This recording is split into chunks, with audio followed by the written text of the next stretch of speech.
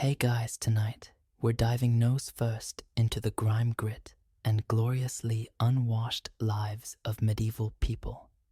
Because tonight you're going to experience what it was like to go through your entire day without ever touching soap, warm water, or a clean towel.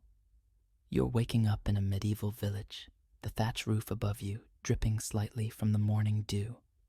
The air thick with the mingling scents of wood smoke, old straw, and several layers of body odor, yours included. You're wrapped in a rough wool blanket, scratchy and slightly damp, and your skin itches where it sticks to your equally rough linen tunic. You'd like to think that maybe today is a bathing day, but you know better. Bathing isn't just rare, it's borderline suspicious. And let's be honest, you probably won't survive this experience without a decent gag reflex. So before you get comfortable, take a moment to like the video and subscribe, but only if you genuinely enjoy what I do here. And if you're listening from somewhere interesting, I'd love to know. Drop your country and local time down in the comments below. Now dim the lights, maybe turn on a fan for that soft background hum, and let's ease into tonight's journey together. The sun hasn't quite risen yet, but your village is already waking up. Somewhere nearby, a rooster is being far too enthusiastic about his job. You pull yourself out of your hay-stuffed bed and immediately regret the movement. You slept in your clothes again. Of course you did. Everyone does. You only own 1 or 2 tunics anyway, and it's far too cold to sleep naked. Besides, washing clothes takes time and resources that you just don't have. The air in the hut is sharp and cool, not refreshing cool, but the kind of cold that makes you question every life decision leading up to this moment. You stretch, and as you do, a small cloud of dust and something else, probably dead skin and lice, puffs off your sleeve. Lovely. Water. Technically. Yes, there's some. There's a wooden bucket by the door that collected a bit of rainwater overnight. It's cloudy, a little buggy, and has the faint odor of rotting wood. You splash some onto your face anyway. The shock of it wakes you up more than anything else. Soap. That's adorable. You once saw a lump of lye soap at the market, but it was expensive and burned your cousin's skin clean off. So now you make do with water, sand, or on bold days, ashes mixed with fat. Your hair is matted from sleep and there's no comb in sight, at least not a proper one. You spot the wooden lice comb carved by your grandfather wedged next to the hearth. It's seen better centuries. You could run it through your scalp, but you already know what you'll find: a few passengers you've come to regard as roommates. Outside, the village smells like wet dirt and manure, which is to say, it smells like every other day. You're not grossed out by it anymore. You've been slowly marinated in this scent for most of your life. You pass by your neighbor's house and see her beating a rug with a stick, releasing plumes of dust that dance in the morning light. She's cleaning medieval style by moving the filth from one place to another. You can't help but notice that no one seems all that worried about washing. Your friend's family, even the local priest, everyone shares the same philosophy. Why bother? If you're lucky, you might bathe once a season. Summer's the most likely when you can jump into the river, though you're just as likely to come out with something worse than what you went in with. But here's the twist. Historians still argue whether people were really that filthy. Some records suggest that medieval folks bathed more than we give them credit for, at least when they had access to rivers, bathhouses, or enough money to boil water. But as you glance at your chilly wooden floor, your single pair of crusty shoes and the mystery stain slowly spreading on your sleeve, you're not convinced you live in that part of the Middle Ages. A quick glance in the warped bronze mirror near the hearth confirms it. You look rough. Your skin is dull. Your eyes are bleary, and there's a faint greenish tint under your nose from yesterday's leek soup. Still, you're alive, functional, and probably smell like everyone else, so that's a win. As you step outside, squinting into the overcast sky, you start your day not with a shower, not with a toothbrush, but with a resigned shrug and a hope that maybe it'll rain hard enough today for you to sort of stand under it. But if not, there's always next season. You step out into the lane, already half resigned to how today's going to feel. Your tunic worn for days. Weeks clings in places it really shouldn't. And as the breeze picks up, you get a nice cold reminder that there's a hole in the armpit you keep meaning to patch. But who has the time? You've got chores to do, animals to feed, and oh yes, laundry to pretend you'll get to. Because here's the thing, you don't bathe, and neither do your clothes. Washing garments in medieval Europe is a monumental task, one that most people, especially peasants, put off as long as possible. You're wearing layers of linen and wool, the two fabrics that dominate your entire wardrobe, and let's just say neither one was built for odor-resistant comfort. Your linen shirt absorbs sweat like it was designed by a cruel joke, and the wool traps every scent and bacteria molecule like a prison sentence.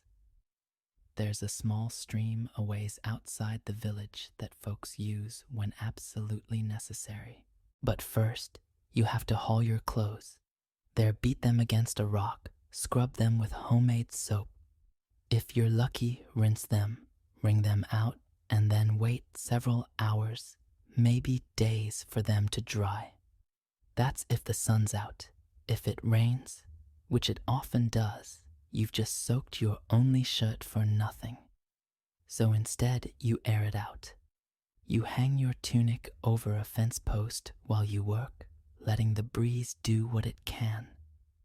Maybe you sprinkle it with dried rosemary, or tuck some dried thyme inside the collar like your aunt taught you, both for the smell and supposedly to keep evil spirits out.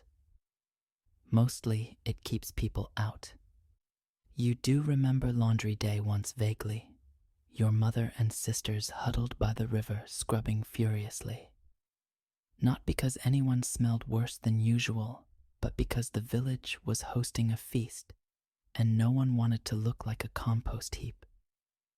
You remember them joking that the river needed a week to recover. But laundry wasn't always a women-only job. In some towns, it became so serious that there were guilds for fullers specialists who cleaned woolen cloth professionally, often using fermented urine. Yes, you heard that right, stale human pee.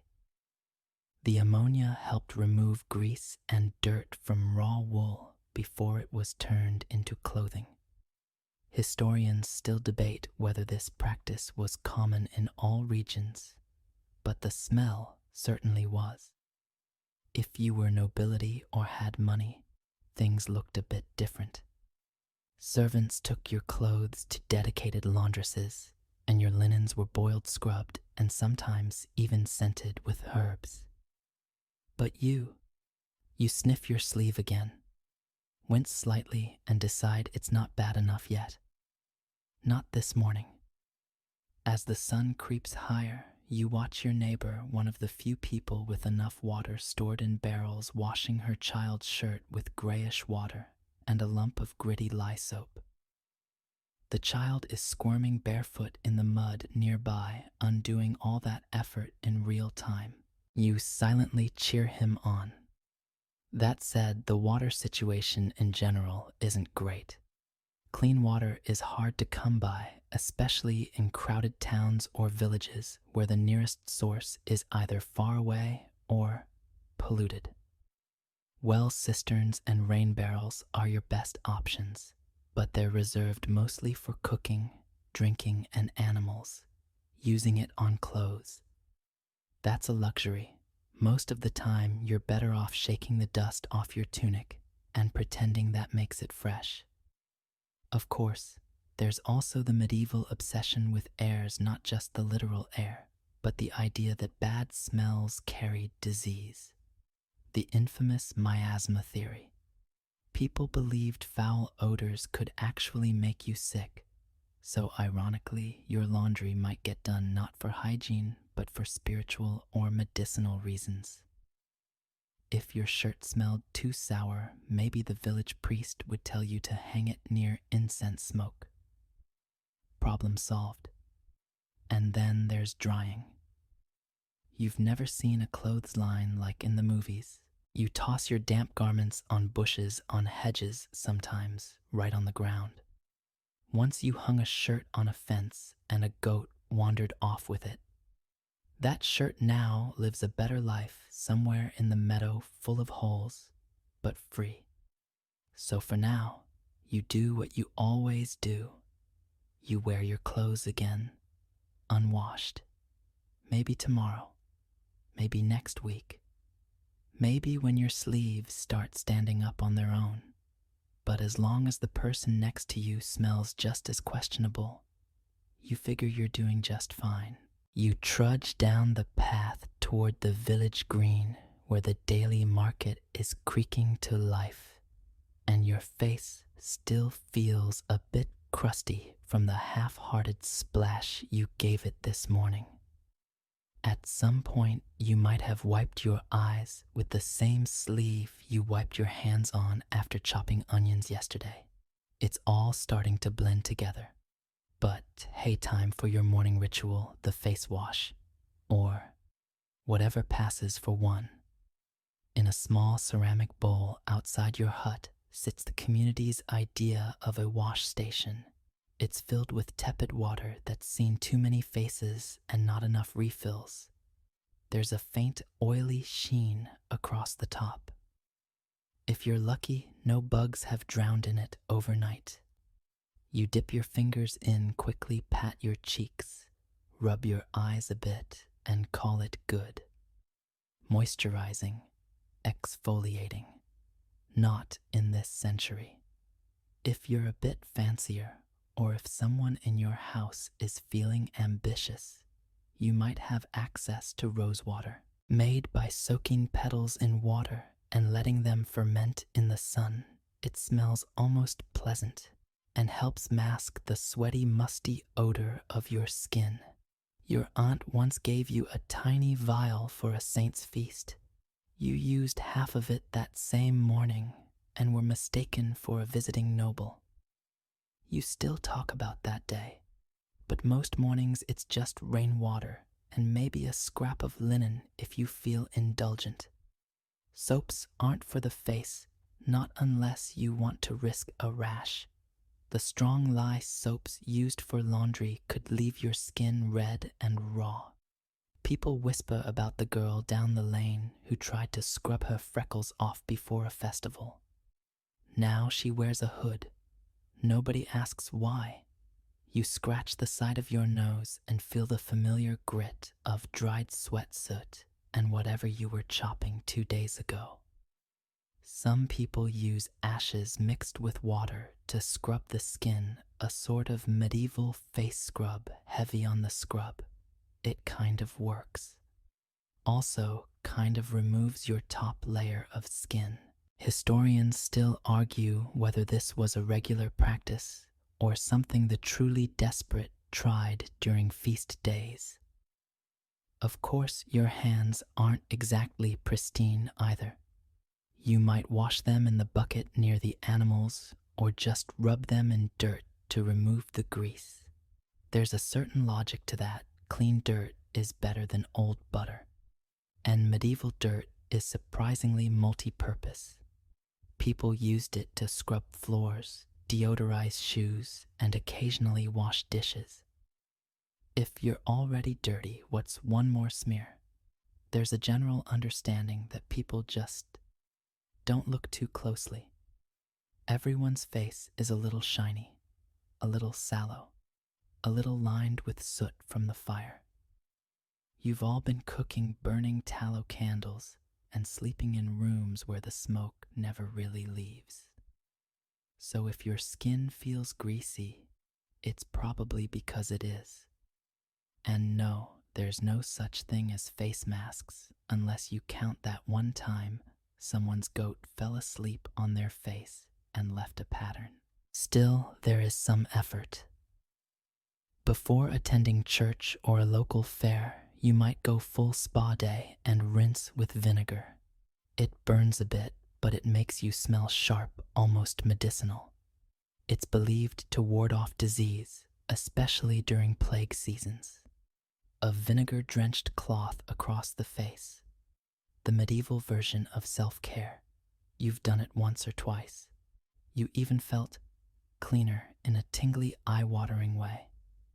Some noble households have ablution basins, basically large fancy bowls filled with scented water just for washing the face and hands before meals.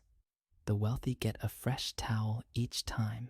You're lucky if your communal rag hasn't gone stiff from repeated use. Children are even worse.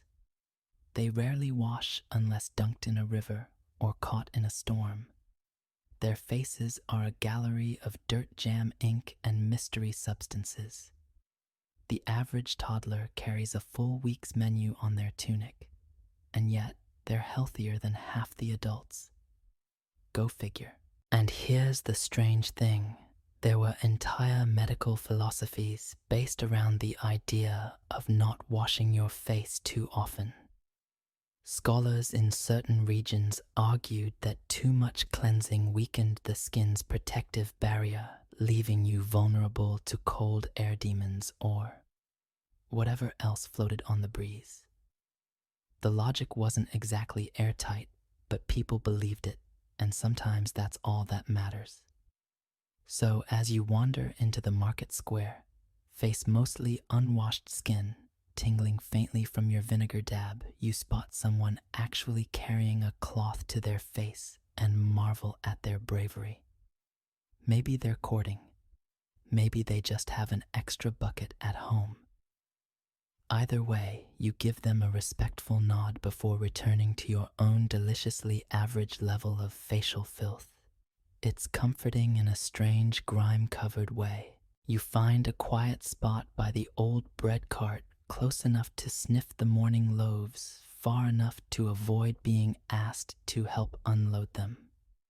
A bit of warmth wafts off the baked crusts, mixing with the earthy scents of hay and smoke.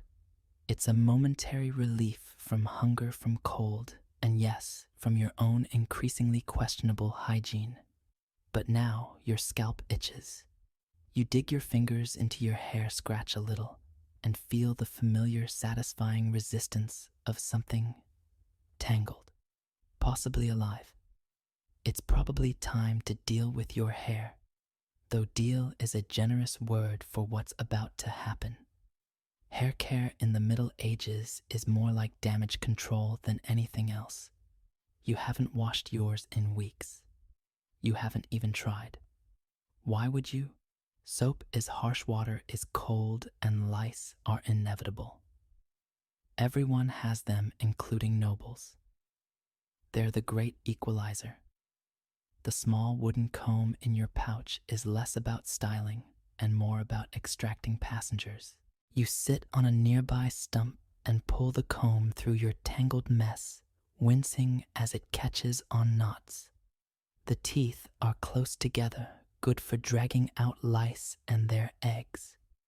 Some people believe combing daily keeps the infestation manageable. Others say once a week is plenty, especially if you share combs and pass the problem around like a communal pie. You pluck a small, unwelcome dot from the comb's edge and flick it away into the grass. You're not proud. But you're not ashamed either. This is just part of life. If you were wealthier, you might have access to herbal rinses, nettle water, rosemary steeped in wine, even chamomile tea if you're feeling luxurious. These don't clean your hair, not really. But they smell better than your current bouquet of smoke grease and wool.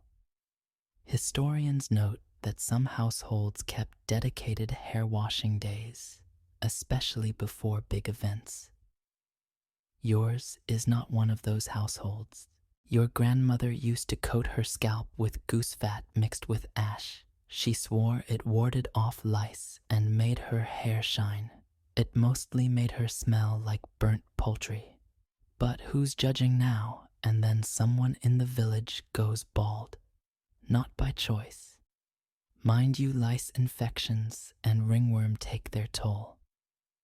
You once saw a boy with a completely shaved head dabbed in garlic paste. People avoided him for a week until his hair grew back.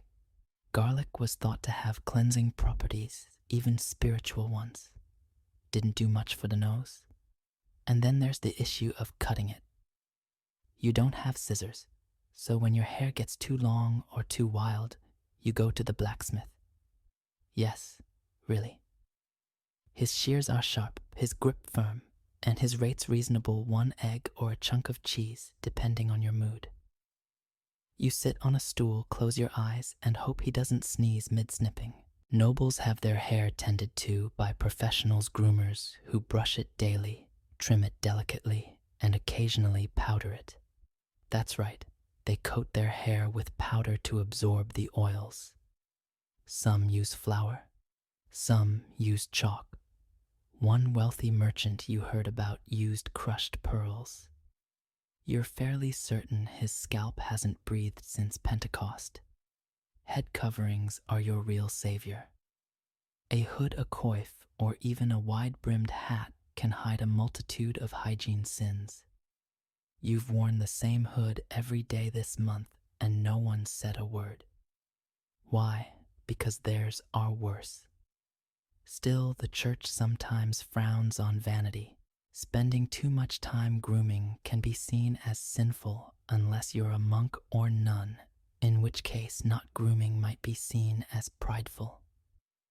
Historians still debate whether the rules were enforced consistently or just invented to confuse everyone. You give your scalp one last good scratch, tuck your hair under your hood, and rise from the stump. The itch is mostly gone now, or at least moved to the back of your mind. You feel a bit better. Not cleaner exactly, but more assembled. You run your fingers down your tunic, smooth out a fold, and stride toward the baker's stall like someone who's had a very productive morning of lice combing. And if someone smells lavender in the air, it's the bread. Definitely the bread. You finally snag a small heel of bread, bless the baker's soft spot for half-helpful customers, and munch quietly while watching the morning shuffle of villagers. It's a sea of wool dirt and functional hairstyles. But now, something more potent than bread wafts past you. A sharp floral sting mixed with vinegar, and maybe something rotting underneath. Someone just walked by wearing perfume, or at least the medieval version of it. You take another whiff. Yep, definitely trying to cover something up, and who could blame them? In a world where full-body baths are rare, and laundry day is more myth than memory, perfume is less of a luxury and more of a survival tool. You probably have your own mix stashed back at the hut. Not perfume like you'd find today in a fancy bottle with a gold label, more like a bundle of dried herbs stuffed into a pouch and tied under your shirt. Lavender, thyme, rosemary, sometimes mint if it's in season. It doesn't exactly clean anything, but it does help distract your nose from the rest of you. Among the wealthier folks, the game is more sophisticated. Rosewater and orange blossom distillations are highly sought after, traded across regions and stored in delicate glass vials that might cost more than your entire home. They dab it behind their ears, on their sleeves, or even in their hair. Historians note that by the 14th century, perfuming garments and accessories was a full-blown fashion trend, especially in places like France and Italy. You meanwhile have experimented with vinegar soaked in rose petals. It didn't go great. The petals turned brown and the smell reminded you of pickled flowers. But still better than nothing. At some point, someone in the village tried burning herbs in a clay pot to fumigate their hut. It smoked the place out like a beehive. You all laughed until the smoke made you cough and you had to stand outside in the rain.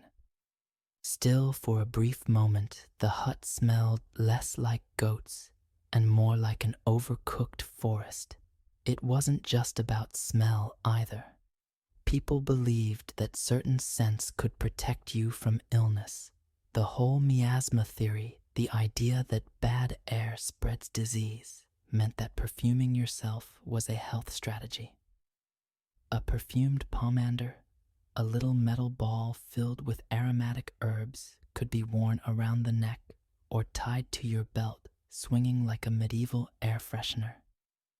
You've seen one once, dangling from a merchant's side like a badge of honor. He claimed it had cloves and ambergris in it. You had no idea what that meant, but it smelled like power. For those without fancy metalwork, there were simpler options. Dried flowers sewn into little sachets or linen handkerchiefs dabbed in scented vinegar. A few people wore garlands of herbs around their necks, especially during festivals. Some claimed it kept the lice away. Others just liked the flair. In religious circles, scent had spiritual weight. Incense was burned in churches not just for mood, but for cleansing the air, both literal and symbolic. A bishop once passed through your village, trailing clouds of frankincense so thick he vanished for a moment. You'd never seen anyone smell so important. Of course, not all scents were welcome. Some people tried rubbing garlic on their skin, believing it warded off disease. It also warded off conversation. And then there's the infamous civet, a musk extracted from the glands of wild animals used in high-end perfumes. Supposedly, it added a warm depth. You're fairly sure it just made people smell like angry weasels. Still, people did what they could. You remember once soaking your sleeves in rosemary water before a festival, hoping to impress a certain someone. The scent lasted half an hour. The sweat days. They didn't notice your rosemary. They did, however, comment on your garlic breath. It was not a romantic evening. So you sit now, chewing your crusty bread, pondering the strange hierarchy of smells. Everyone stinks, but some people do it more artfully. You rely on a classic combo: wind time and a prayer. If you pass near a flower patch, you brush against it. If you see a bundle of herbs left out to dry, you casually lean in. You once stood downwind of a traveling spice cart for 15 whole minutes. It was glorious. And let's be honest, after a while, your nose just gives up. The longer you go without bathing, the less you notice it. Everyone's in the same boat. A pungent, aromatic, very medieval boat. You tuck the rest of your bread in your pouch and rise to leave. Someone nearby fans their armpit with a piece of parchment. You catch a whiff. Cinnamon. Or is that just mold? You'll never know. As you wander past the edge of the village square, the old wooden sign creaks in the breeze. Badhus it reads, bathhouse, or well, former bathhouse. The door's warped shut. Weeds have taken over the threshold. You walk past it now like a haunted ruin because, in a way, it is. There was a time not too long ago when public bathhouses were bustling hubs of hygiene gossip, business deals, and depending on the town, more sensual services. They were common in medieval Europe, especially in cities with Roman influence. You could pay a small fee, undress, and soak in hot water while chatting with your neighbors. Bath attendants might scrub your back. There might be steam candles and even food, but not anymore. You stand outside the crumbling walls and try to picture it, a room filled with steam-heated pools, the scent of herbs like thyme or lavender drifting through the air, bare feet slapping on stone floors. Sounds relaxing, right? Well, it was until the church started side-eyeing the whole concept. As public bathhouses became associated with sinful behavior, especially after dark, the moral panic set in. Nudity mingling cleanliness and pleasure, clearly the devil's doing. By the late Middle Ages, in many towns, bathhouses were shut down or severely regulated. The one in your village faded away, not because of a decree, but because people stopped going. The priest started preaching fire and brimstone at anyone who steamed their pores more than once a month. You step over a chunk of broken tile, remembering when you were little, and the village elders still spoke fondly of the hot room. You weren't allowed in, of course, but you always pictured it like a magic cave where people came out smelling less like goats and more like boiled carrots. Still, in larger cities, Paris, Prague, Constantinople, some bathhouses hung on longer. They adapted. Some offered gender-separated hours. Others leaned fully into the idea of sinful relaxation and simply charged more for the experience.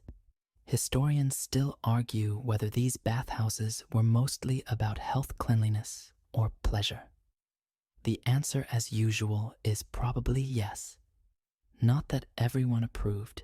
Medical scholars of the time often flip-flopped. Some claimed hot baths opened the skin to disease. Others believed bathing balanced the humors and cured melancholy. One doctor warned that excessive bathing might cause the brain to soften. Another prescribed a full-body soak in wine for skin ailments. You never tried it, but you're not ruling it out. You glance around to make sure no one's watching, then peer through a crack in the old bathhouse wall. Inside, it's just dust and shadow now. A collapsed bench. A pile of firewood someone abandoned long ago. The bath basins, once filled with hot herb-infused water, are dry, cracked, and home to a determined spider. Once your cousin tried to revive the bathhouse. He dragged in buckets of river water, built a fire, and attempted to warm the old basins. The smoke filled the room in minutes, and the water never got hotter than lukewarm. Still, he sat in it proudly for 10 minutes, declared himself reborn, and caught a cold that lasted a week. But the idea of bathing together in a warm, calm space still lingers in your imagination. It wasn't just about washing. It was about being human, smoothing the rough edges of the day, sharing stories, laughing without the scratch of old wool or the sting of lye soap. Bathhouses were the one place where you could pretend for just a little while that filth wasn't inevitable. Today, that's gone.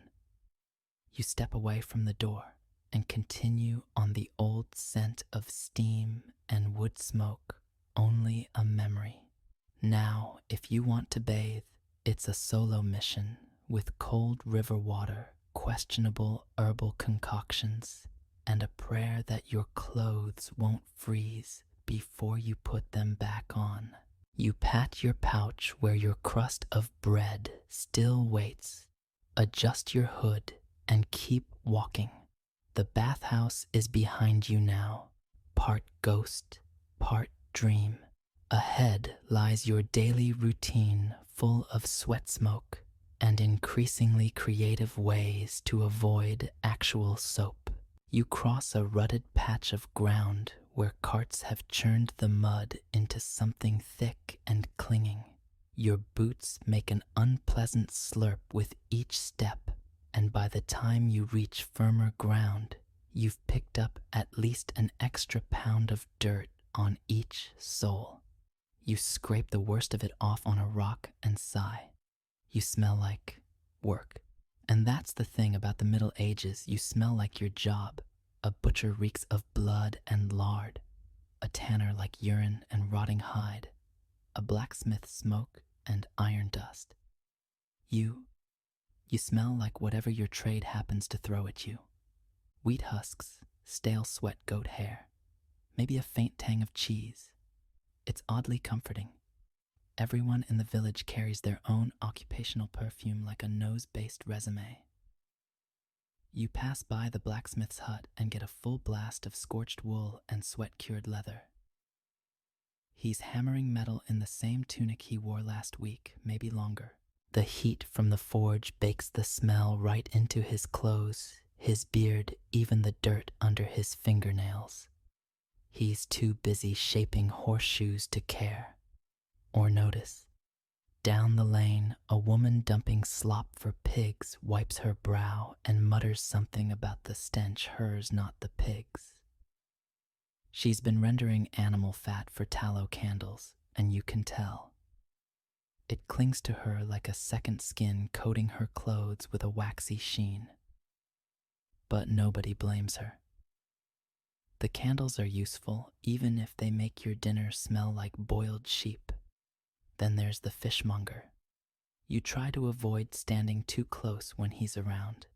He carries a particular funk, salty, briny, vaguely tragic. His hands always seem slightly wet. His clothes, once blue, now stained with years of gutting eels and herring, flutter stiffly in the breeze. He's proud of it, though he says you know you're doing good business when the cats follow you home. What's curious is that the nobility aren't exempt from occupational odor either. A king might wear perfume, yes, but if he's been out hunting or overseeing a feast, he smells like dog's grease and whatever he spilled on his robes. Royals sweat too. They just pay people to pretend otherwise. You once worked a short stint as a stable hand, 3 days of shoveling manure and brushing skittish ponies. Your tunic absorbed so much odor, it had to be buried behind the smithy for a week before it stopped attracting flies. You wore it again eventually. Everyone does. Clothes are too valuable to waste over something silly like cleanliness. There's a kind of rough honesty to it. You don't need a name tag or a title. People know who you are by how you smell. The baker carries the warmth of flour and ash. The carpenter smells of sawdust and boiled glue, and the town scribe ink-stained fingers and a subtle scent of mildew from damp parchment. Even children pick up these occupational notes early. A little girl helps her mother dye cloth, and now her hands are forever tinged blue. A boy who shadows the tanner smells like something that once lived and very recently didn't. Historians still argue how conscious people were of these workplace perfumes. Did they actively try to change them or embrace them as part of identity? Some evidence suggests workers chewed herbs or carried scented cloths, but mostly people just accepted it. The line between personal scent and environmental hazard was blurry at best. You step into the shade of a tree and catch a whiff of yourself. Smoke from the fire this morning, traces of old onion and something like sheep. You weren't even near sheep today. Ah well, it's just in the fibers now. If someone held their nose around you, it wasn't meant to insult. It was probably a gesture of sympathy. The real insult was not working hard enough to earn a smell. The dirtiest jobs were often the most essential, the most respected, and ironically, the ones least likely to involve washing. You scratch the back of your neck, now slick with sweat again, and shrug. You've got things to do. Things that will make you smell even worse. But they'll also keep you alive, fed, and part of a community that's too busy hauling firewood to worry about eau de goat. You duck beneath a low-hanging wooden sign painted with a crude, smiling tooth. It swings gently in the breeze, announcing the presence of the village's only toothman, a traveling peddler who claims to be both dentist and herbalist, though most of his tools look better suited for woodworking. You're not here for a visit yet, but your gums have been sore lately, and your breath, well, let's just say it could qualify as a weapon in close quarters. Because while no one bathes, technically, people do care about hygiene, especially when it comes to their teeth. Or at least they pretend to. You lean against the hut's wall and try to remember what you've done this week to keep your smile from falling out. You chewed on mint leaves yesterday, fresh ones, not the shriveled bits stuffed in your pouch. You also rubbed your teeth with a cloth and a bit of charcoal once, though. That left you looking like you'd eaten a small campfire. See, in medieval times, dental care is an odd mixture of folk wisdom, herbal lore, and pure guesswork. There's no toothpaste, no dentist appointments, and certainly no braces. Though you once saw a man with wooden teeth he carved himself. They didn't fit exactly, but he said they made him look more respectable. Mostly, he looked surprised. Permanently. Most folks clean their teeth by rubbing them with bits of cloth soaked in vinegar or salt water. Some use crushed herbs or even a mash of ashes and honey. Others go for powdered pumice or burnt bread crusts. The results vary wildly. Some people have surprisingly white teeth. Others are missing half of theirs by age 30. You chew slowly, hoping you're in the first group. Historians believe medieval people valued clean teeth at least more than they cared about the rest of their body. Monastic texts include recipes for tooth powders using sage and fennel. Arabic and North African sources recommend chewing sticks from the Salvadora persica tree, a sort of natural toothbrush known today as miswak. You've never seen one, but you've used birch twigs before. If you chew one end and fray it a bit, it works well enough and gives your mouth the texture of a broom. As for actual dental work, it's best avoided. The toothman has no formal training.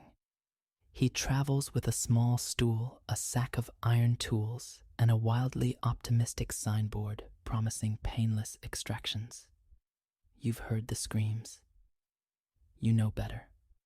Most people do their best to keep their teeth just barely healthy enough to avoid the peddler's attention. And breath. That's where the herbs come in. You've sucked on cloves during church. You've tucked parsley behind your molars before meeting someone important. You've even tried chewing myrrh once, though it left your mouth feeling like the back of a church pew. But some go to strange lengths. There's a lady in the next village who claims she keeps her teeth white by rubbing them with crushed oyster shell. Her husband hasn't kissed her in years. Meanwhile, you've developed a morning habit of rinsing with whatever's available. Yesterday, it was vinegar and rainwater. Today, it's the juice from a boiled leek. Don't ask. You swish it around like it's holy water and try not to gag. Still, you're better off than most. A surprising number of medieval people lose their molars young. They rely on soft foods, porridge stews, overcooked vegetables, not just because they're easy to make, but because they're easier to chew. Hard crusts and dried meat are a risk. You've seen a man crack a tooth on a walnut and cry into his soup. But the funny thing, tooth decay wasn't as rampant as you'd expect. Sugar is rare, expensive, imported, used mostly by nobility. You eat simple foods, plain and fibrous. That's probably why your teeth, despite the daily abuse, are still hanging in there. As you walk away from the peddler's hut, you run your tongue along your teeth. They feel serviceable, a little fuzzy, a little uneven, but not actively falling out. And that, in this world, is a small miracle. You grab a sprig of mint from your pouch, bite down, and savor the sting. For now, you've done enough. You may not bathe. You may not change your tunic. But by the standards of your time, your breath is practically seductive.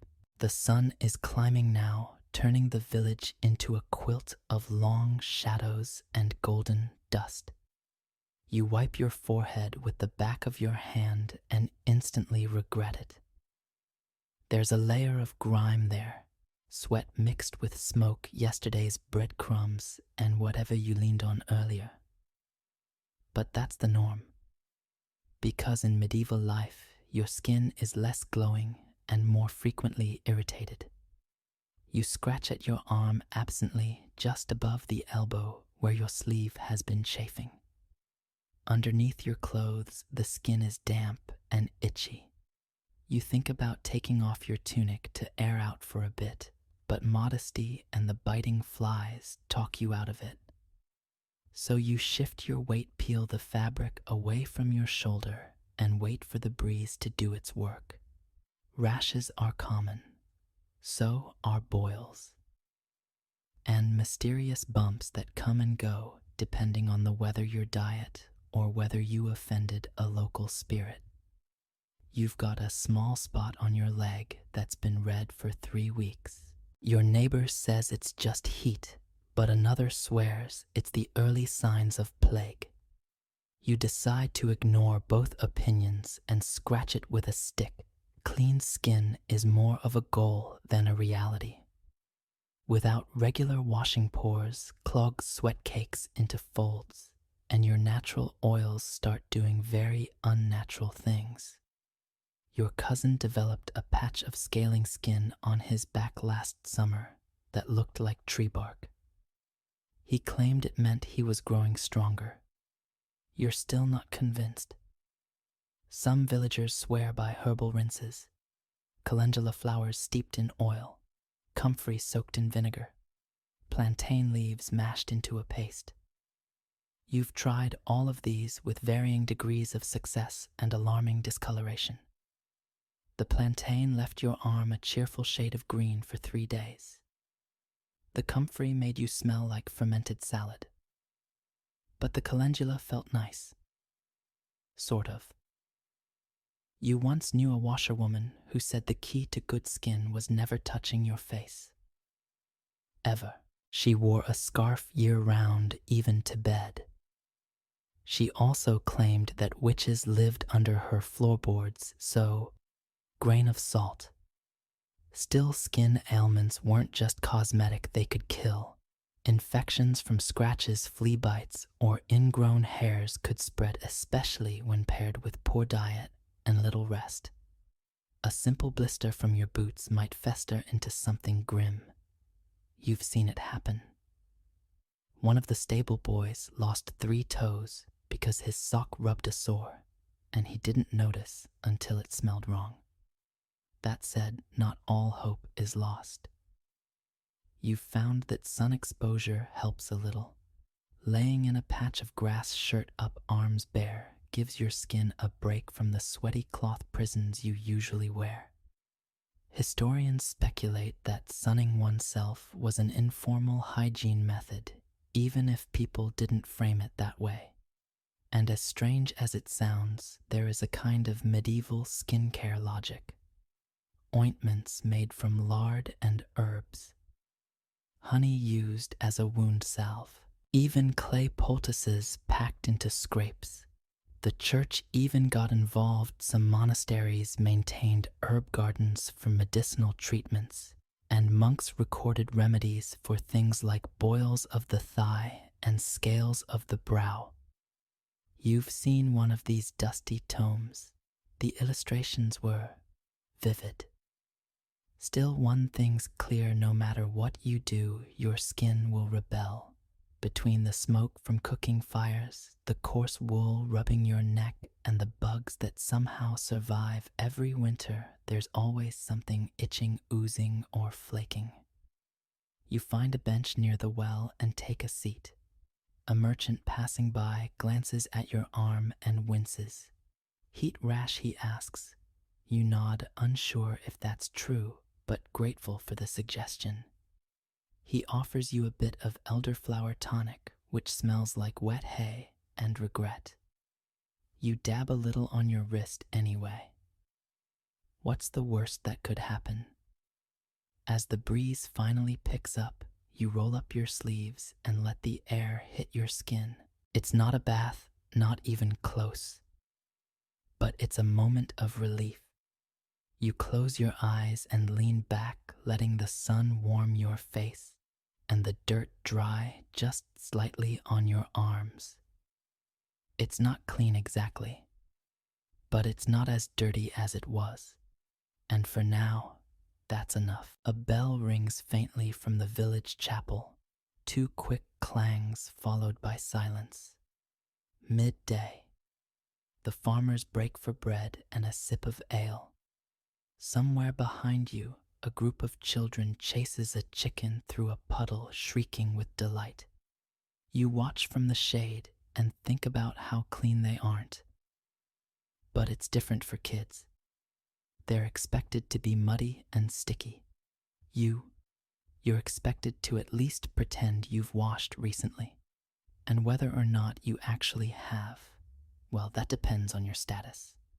Cleanliness in medieval life isn't just about access to water or soap. It's also about class.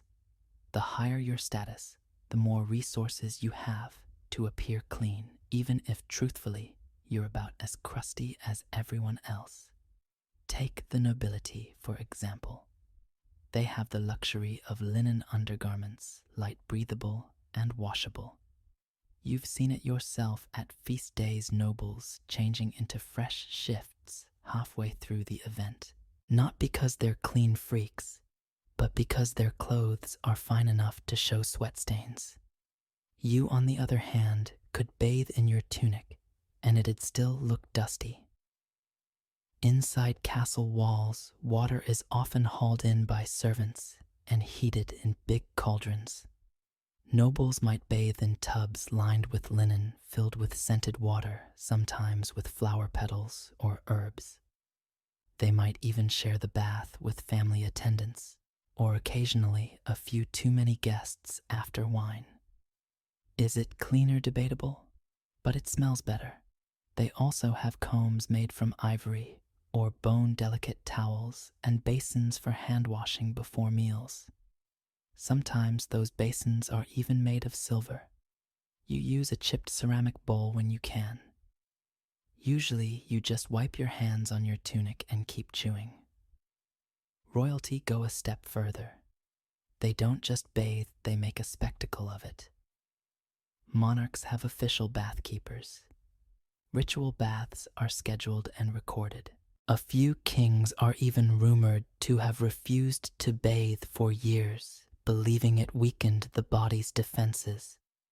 Historians still argue whether these were political choices or just signs of good old-fashioned stubbornness. Meanwhile, in your world, if you're lucky enough to be a servant in a noble house, you might get to use leftover bathwater after they're done. Of course. Second-hand luxury. You've heard of people scooping water from a countess's tub to wash their feet. Better than nothing, they say. In towns, the middle-class merchants, skilled tradespeople do their best to mimic the rich. They wash their hands and faces often. They wear linen too when they can afford it. Their homes might have wooden tubs tucked away in corners, filled occasionally with water heated by fire. You once visited a merchant's house with its own rain barrel set up fresh water on demand. You touched it with reverence as if it might bless your hands. But most people make do. The working poor peasants, laborers, journeymen, they wash when opportunity allows. Rainwater rivers shared basins, and for the daring snowmelt in winter. Clothes get beaten on rocks or just aired out and called refreshed. You don't judge. You've done the same. You're doing it now. Interestingly, monasteries often maintained the cleanest standards, at least in theory. Monks were expected to wash regularly, especially their hands and feet. Some orders had dedicated bath days, though others argued that too much washing was indulgent. You once heard a friar say that soap was for the weak. You weren't sure if he meant physically or morally. Of course, all these distinctions blur during times of crisis. Plague, famine, drought. Everyone smells the same when the world is on fire. You remember one long summer when the river ran dry. Bathing stopped completely. No one noticed. You all stank together, and somehow that made it better. You scratch behind your ear, wondering if nobles ever had to do the same. Probably not in public. Probably not at all if they had enough rosewater and minions to dab their temples. Still, there's a strange comfort in knowing that even lords and ladies had their own grime hidden beneath silks and powdered wigs. Cleanliness is a costume. The only difference is how convincing yours is. You stand and stretch, your own costume threadbare, sweat-streaked, herbal-scented in patches will do just fine. It's not about being clean. It's about looking like you tried. Or at least smelling like rosemary instead of onions. And today, you're calling that a win. As you wander past the chapel and toward the edge of the village fields, you hear a low rhythmic chant drifting from the stone cloister beyond the hedgerow. Monks singing their midday prayers. Their voices hum like bees in a distant hive, gentle, steady, and somehow clean. Which is odd because when it comes to bathing, religious folks are wildly inconsistent. Some monastic orders like the Benedictines encouraged cleanliness within reason. Their rulebooks mention regular foot washing, shaving, and even communal baths on certain days. Others, however, leaned fully into filth as a form of piety. Dirt was seen as a spiritual badge of honor, proof that you had rejected earthly pleasures, including comfort scent, and presumably friends. You duck behind a bush plop down on a mossy stump and think about your own experience with holy hygiene. A few years ago, you helped at the priory for 3 days in exchange for a loaf of bread and access to their bathhouse. It was a barrel, really. Lukewarm, murky, but divine. You remember soaking your feet in it for so long your toes wrinkled like pickled eggs. The monks treated washing as a structured event. On feast days, they lined up for hand washing. Before meals, water was poured over their fingers from copper pitchers, while a novice stood by with a cloth. They shaved their heads in careful rounds, tonsures, as they called them, leaving a strange circle of bare skin at the crown, which somehow looked both clean and cursed. But not all monasteries had such luxuries. In smaller or poorer ones, baths might happen only a few times a year, if that. In those places, a monk might go years without fully washing. One old friar claimed that cold water tempted the flesh. You weren't sure if he meant lust or hypothermia. The paradox of religious hygiene is this purity of soul didn't always require purity of body. In fact, the two were sometimes seen as opposites. Saints and mystics were known to deliberately avoid bathing wear, scratchy hair shirts, or even roll in ashes to mortify the flesh. You once heard a tale of a holy woman who never bathed, claiming her scent would drive away vanity. It certainly drove away everyone else. Still, monasteries were also medical centers. Monks maintained herb gardens, recorded healing recipes, and even performed basic surgeries. Their cleanliness, especially in terms of hands and tools, often surpassed that of village healers. You once saw a monk rinse a knife with vinegar before lancing a boil. You were impressed until he cleaned his fingers by wiping them on his robe. Historians still argue whether medieval monks were cleaner than the average layperson. Some say yes, citing written rules and washing rituals. Others say no, pointing to the abundance of lice combs and foul-smelling cloaks found in monastic ruins.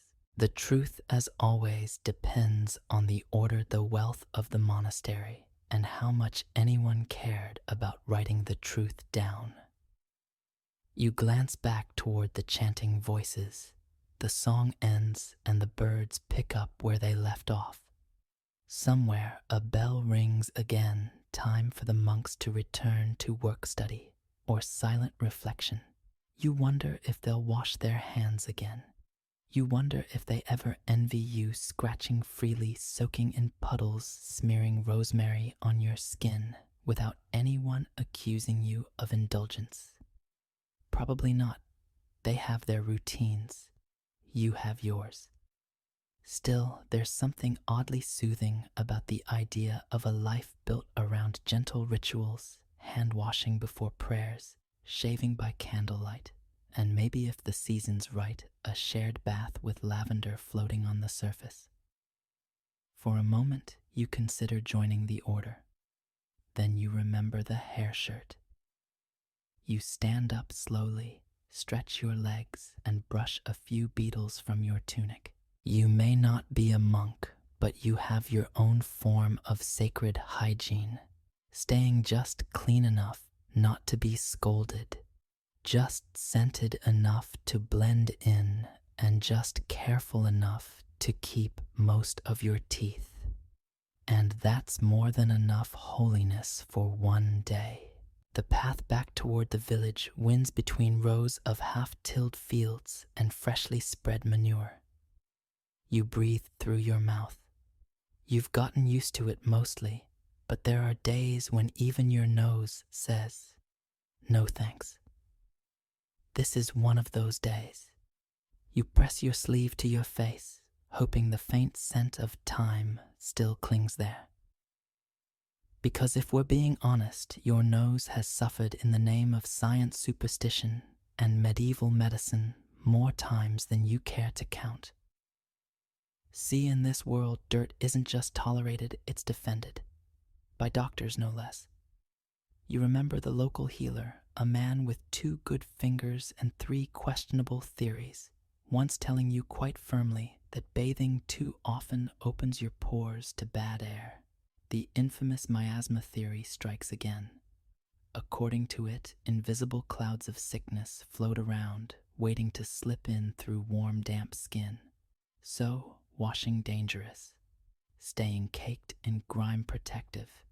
He wasn't alone. Across Europe, many physicians believed that the outer layer of dirt on your skin functioned like a natural sealant, an earthy armor, if you will. Peeling it off with water was practically begging to catch a fever. Historians still debate how widespread this belief truly was. But in your village, it's gospel. You once heard a barber surgeon say, "A man with a clean face dies young." He also believed that sneezing could eject demons, so you take his advice with a generous pinch of salt. Yet there were contradictions. Some medical texts describe intricate bathing rituals using herbs like chamomile, marjoram, and rue. In more learned cities, physicians prescribed steam baths, hot compresses, and even full-body soaks for everything from melancholy to kidney stones. But here in your little patch of the world, medical consensus often came down to one phrase: don't tempt fate. There's also the matter of those terrifying cures. Your neighbor once developed a rash on her arms, and the village healer advised wrapping her in cabbage leaves and not removing them for 3 days. By the end, the rash was gone. So were her eyebrows. Correlation, coincidence? You never found out.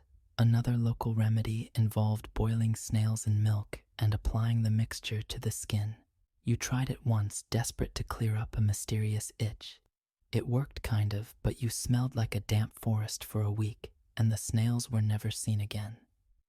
You also remember the traveling apothecary who came through last spring. He sold little clay pots of cleansing balm that turned out to be bear fat mixed with dried sage. People loved it for exactly 2 days until the fat turned rancid.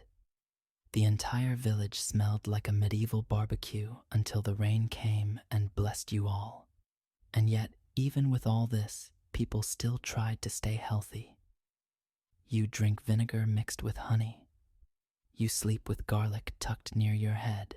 You spit 3 times before stepping over thresholds. Medicine may be messy, but it's also full of hope. Weird, greasy, occasionally dangerous hope. The irony, of course, is that some of the dirtiest people are the most long-lived. The blacksmith's grandmother is almost 90 and hasn't bathed in decades. She eats raw onions like apples and insists that her immune system is made of iron. Honestly, you believe her. At one point, you tried to create your own preventative powder. Crushed rosemary, dried mint, and a touch of ash. You rubbed it under your arms and behind your ears. It smelled quite nice until it got damp, at which point you resembled a scorched salad. Still, the idea was there, a homemade shield against invisible threats. And while most of it is guesswork, there's something oddly comforting in it all. You might not have germ theory or proper antiseptics, but you do have a pouch full of dried sage, a healthy fear of wind, and the folk wisdom of 6 generations. You pause at a small crossroads, one path leading toward the healer's hut, the other back home. You take the latter. You're not sick, just sweaty, a little rashy, slightly itchy in places you won't name aloud, but alive. And as far as medieval medicine is concerned, that's a rousing success. You're halfway home, the sun dipping low, casting golden light through the trees, and suddenly you catch a whiff of something floral. Sweet, faintly earthy. Someone nearby is wearing perfume again. But this time, it's not for health. It's for love. Because in a world where no one bathes, dating, if you can call it that, is an act of extreme optimism. You glance toward the road and see them 2 young villagers loitering near the well. They're doing the usual not looking at each other routine while somehow standing close enough to share body heat. He's clearly applied some form of clove or maybe sage to his sleeves. She's got something tucked into her braid, rosemary, or perhaps just a sprig of something green that survived the sheep. They're trying. You respect that, and you remember love in medieval times didn't wait for soap.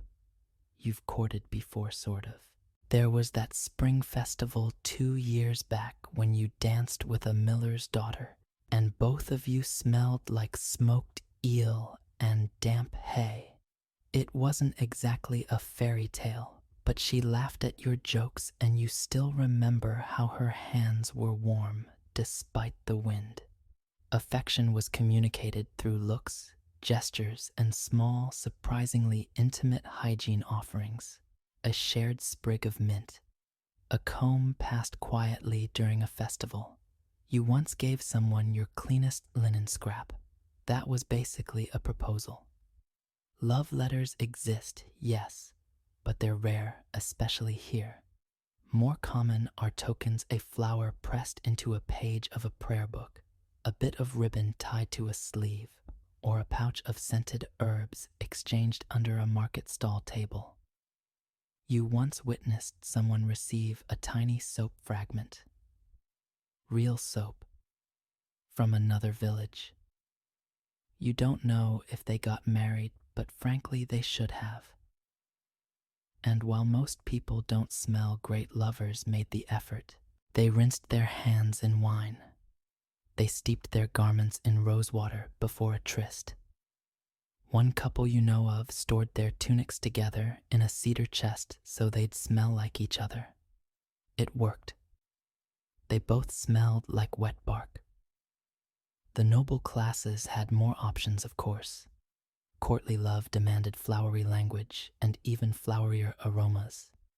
Aristocrats gifted perfume made from imported ingredients, ambergris, musk, even saffron. Love poems described not only eyes and hair, but breath and skin. She smells of lilies and rain. You once translated that as, she doesn't smell like sheep. Still, peasants found their own way. You remember being told that garlic was a sign of devotion.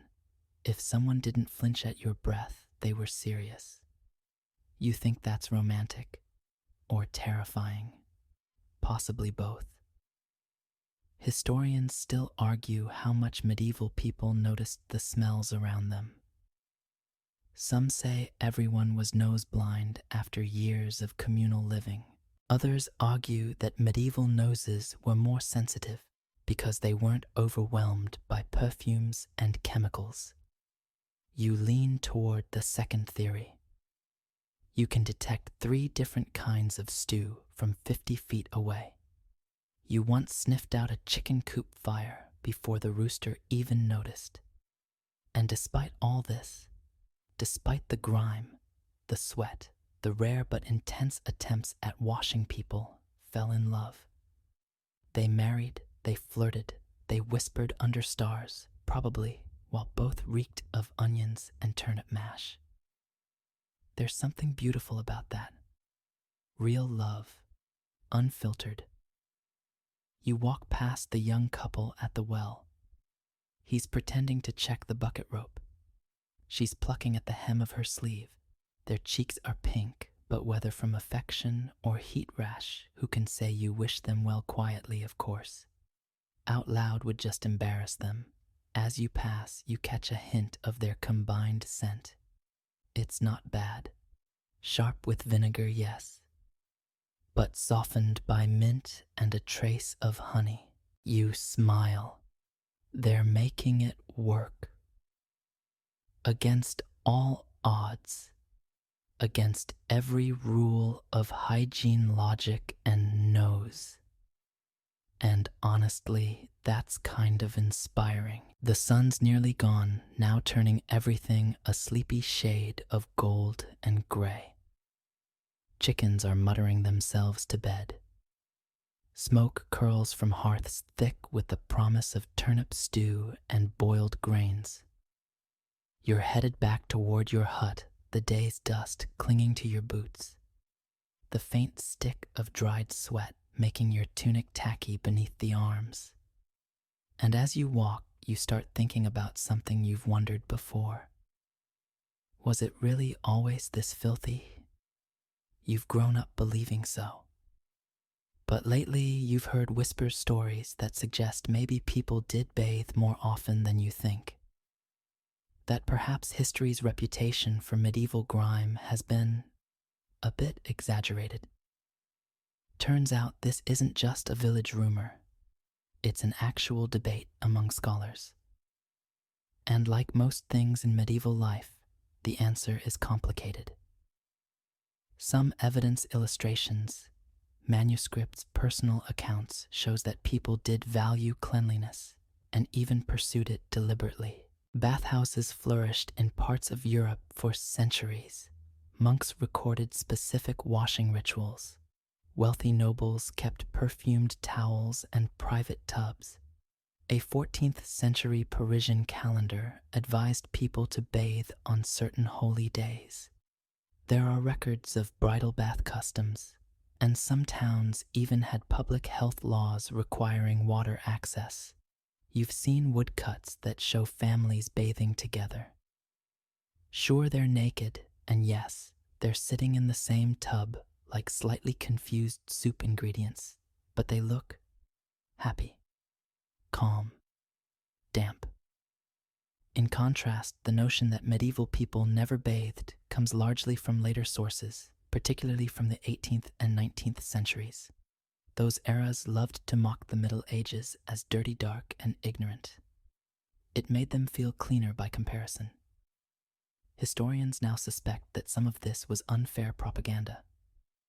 And you believe it. Sort of. Still, it's not like you're bathing every week, or month, or, well, let's not get into numbers, because even if people wanted to bathe, actually doing it was often difficult. Water had to be hauled, wood burned, space cleared. And if you were poor alone or simply tired, the effort seemed bigger than the benefit. So maybe the truth lies somewhere in the middle. People didn't avoid bathing because they were ignorant or lazy. They avoided it because it was hard, resource heavy, time consuming, sometimes even frowned upon by religious authorities or misunderstood by doctors. But they tried, in little ways. Herb rubs, face rinses, washing feet before bed, combings, perfume pouches, linen underlayers changed when possible. And yes, even the occasional glorious full-body soak in a warm wooden tub. You reach your front door and pause, looking at your reflection in the window glass, warped, smudged, but still there. You brush your hair back, try to smooth the dust off your sleeves. The person looking back at you doesn't smell great, but they've survived another day. That counts for something. Maybe you'll rinse your hands before supper. Maybe you'll wipe your face with that vinegar-soaked cloth hanging by the hearth. Maybe tomorrow you'll even wash your feet. Or maybe not. Maybe you'll just sit by the fire, eat your stew, and lean into the comfort of being quietly, thoroughly, and acceptably medieval. Because whether people bathed a lot or not enough, they got through the days. Like you. One dusty, sweaty, unwashed day at a time, you push open your creaky wooden door just as the last light slips behind the tree line. Inside your hut is warm and dim, lit by the soft orange flicker of a tallow candle. The air smells like smoke, dried herbs, and something faintly sour. You hope it's the stew and not your feet. You close the door behind you, hang your hood on the peg, and exhale. Another day done. Another glorious, slightly itchy, profoundly unwashed medieval triumph. Tonight is special. Tonight you're going to do something rare, something bold, something you've been putting off for. Well, longer than you'd admit. You're going to bathe. Not a real bath, not one of those noble, perfumed, tub-filled rose petal affairs, but a peasant's version. A bucket, a cloth, and just enough warm water to confuse your pores. You stoke the hearth, feeded a few twigs, and set a small iron pot of water near the edge of the flame. It won't boil, you're not that fancy, but it'll take the chill off. You strip down slowly, layering your damp, dirt-flecked tunic over the stool, then the undershirt, then the leggings. You consider burning them. You opt for folding instead. The air prickles your skin. Goosebumps rise instantly, but you feel lighter. You ladle warm water into a basin and dip the cloth in. The steam is faint, but it's enough. You press it to your face. The warmth sinks in. You close your eyes. You begin with your arms rubbing gently, watching streaks of dirt melt into the water. Elbows, wrists, hands. You find a scrape you didn't know was there. You find a patch of dry skin that looks like old parchment. You rinse and wipe and wring the cloth out again. Your back is harder to reach, but you manage contorting with all the grace of a startled donkey. The cloth is cooling now, but you don't mind. It's still warm compared to the night air, still soothing compared to the stiff shell of grime you've been carrying. You think about the first time you ever did this, how strange it felt to touch clean skin again. You think about the stories of nobles who bathe once a month, or monks who soak their feet before prayer. You're not royalty, and you're certainly no monk. But tonight you've joined the ranks of the clean, briefly, boldly. By the time you rinse your feet, the water is gray and cloudy. The cloth is stiff. You toss the water outside, no sense letting it sit and attract whatever wanders by in the night. You dry off with a linen rag that was once part of a curtain, and you slip into your cleanest tunic, which, to be fair, only smells moderately like stew. You sit by the hearth, cross-legged on the floor, letting the fire dry your hair. You don't need rose water or lye soap or a comb carved from ivory. You've got warm water, quiet air, and a moment of stillness. And in this world that's as luxurious as it gets. Outside the village has gone quiet. Just the occasional bark of a dog or the soft call of a night bird in the trees. Your skin feels strange, lighter, more breathable. You wonder how long it'll last. A day, half a morning. Either way, it was worth it. You stretch your arms overhead and sigh, cleanish, relaxed, alive. That's all you can ask for. And if someone catches a whiff of rosemary on your sleeve tomorrow, let them wonder. The fire is low now, just a few glowing embers nestled in the ash. The room is still, your limbs are warm and heavy, and the quiet hum of nighttime has settled over everything like a thick wool blanket. You stretch out on your straw-stuffed mattress, pulling the rough linen cover over your body, and let your eyes close halfway. The air is cooler now, but you're not cold. The scent of smoke clings faintly to your hair, and underneath it, the gentler trace of thyme and warm water. Your skin tingles in places where the cloth touched it, like it's just remembered how to breathe. Outside, the village sleeps. The animals are quiet, the wind has died, and nothing demands your attention anymore. You've done all you can today. You've endured the sweat, the smells, the scratchy tunics, and the long debate with yourself about whether that bucket of water was worth it. It was. You think again about all the people who came before you, scrubbing faces with vinegar, combing lice from their hair, perfuming sleeves with lavender and hope. You think of the bathhouses now, silent the monks with their fragrant oils, the lovers who courted in spite of it all. You think maybe that surviving in this world is not about being spotless, it's about small comforts. A clean face, a cool breeze, a quiet fire. You shift a little deeper into your mattress, eyes heavier now, breath slower.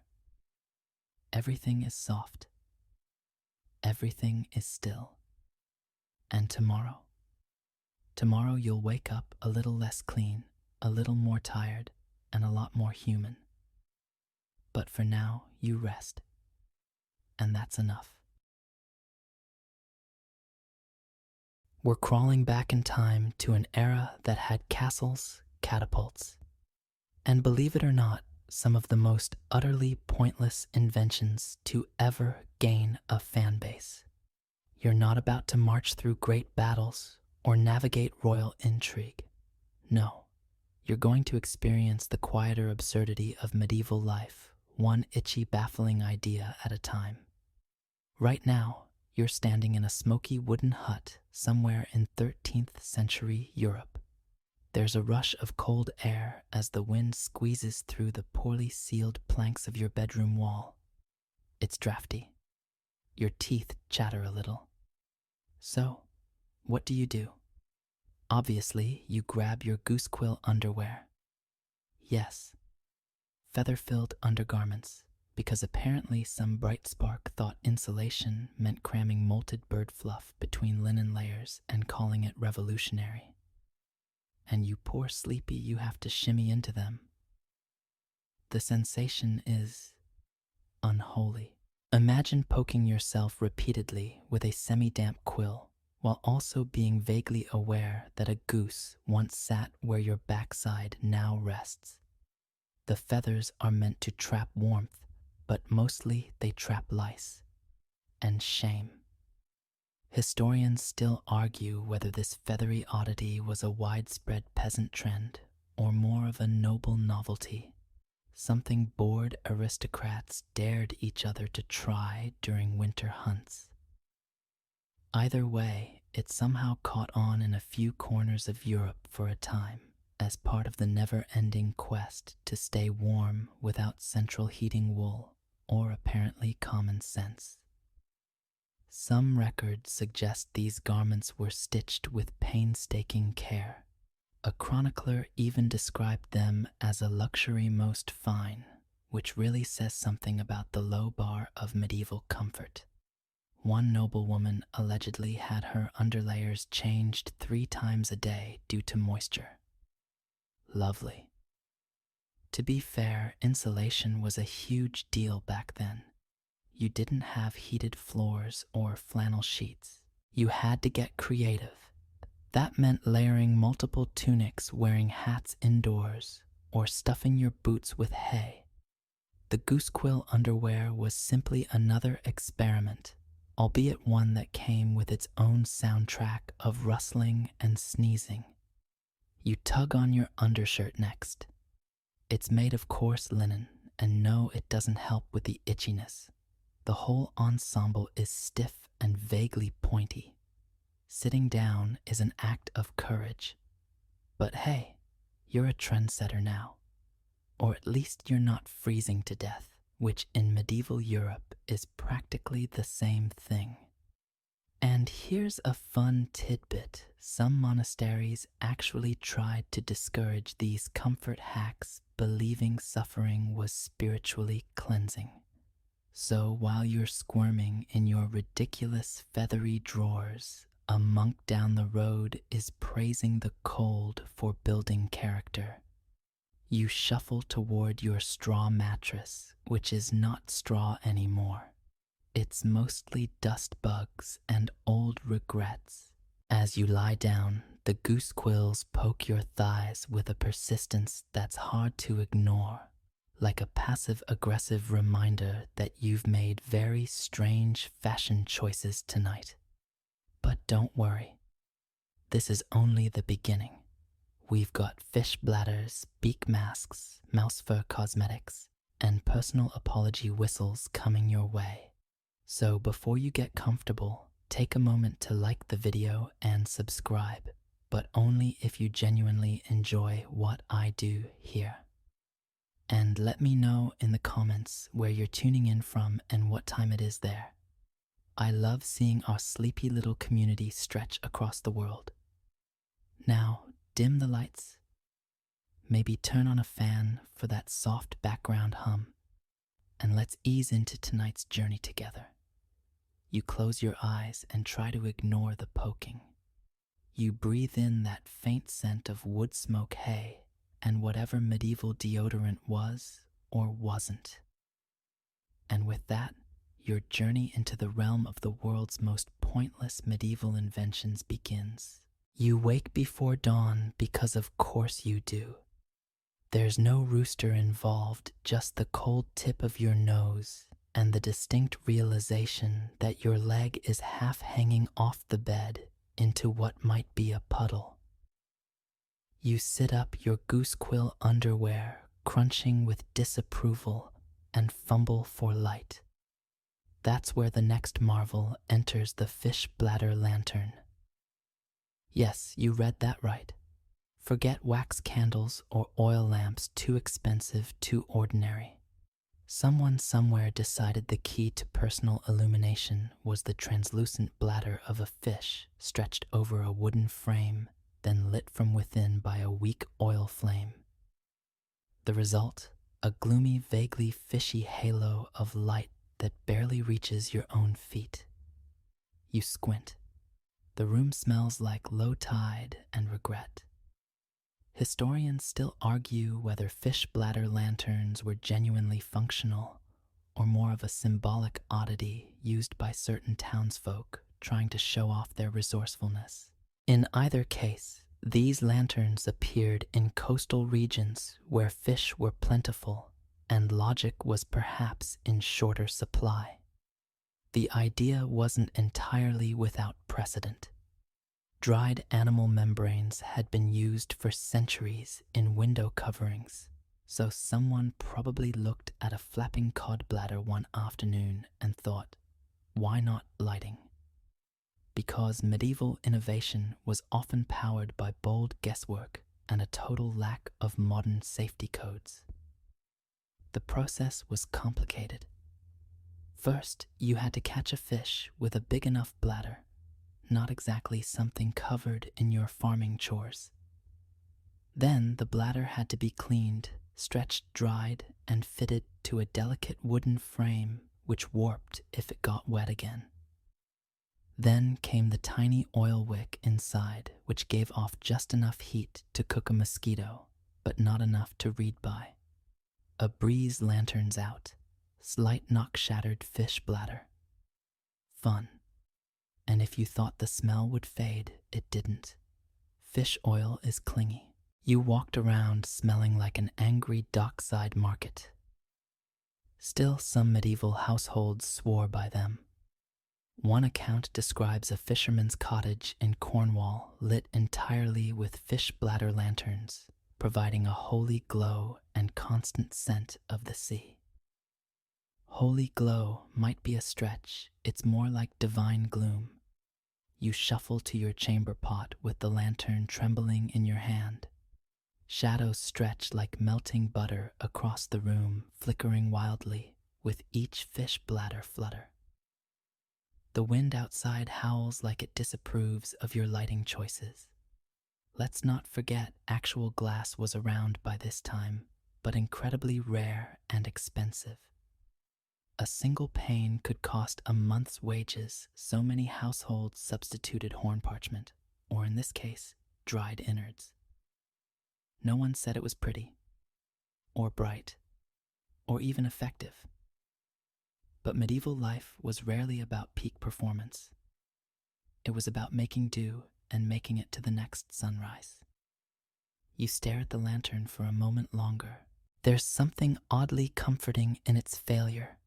It tries, it glows, it smells awful, but it's here with you surviving, just like you. A fringe scholar once posited that these lanterns had ritual uses, that their weak light and strange material were part of ceremonies designed to ward off sea spirits. No hard evidence, of course, but it's a charming thought. Imagine a room of villagers, each holding a faintly glowing bladder, chanting softly as the wind howled through the shutters. You set the lantern down and climb back into bed, curling your toes against the cold. Maybe tonight you'll dream of brighter lights, or at least less aromatic ones. Because tomorrow you'll be slipping into chainmail pajamas. You wake up stiff.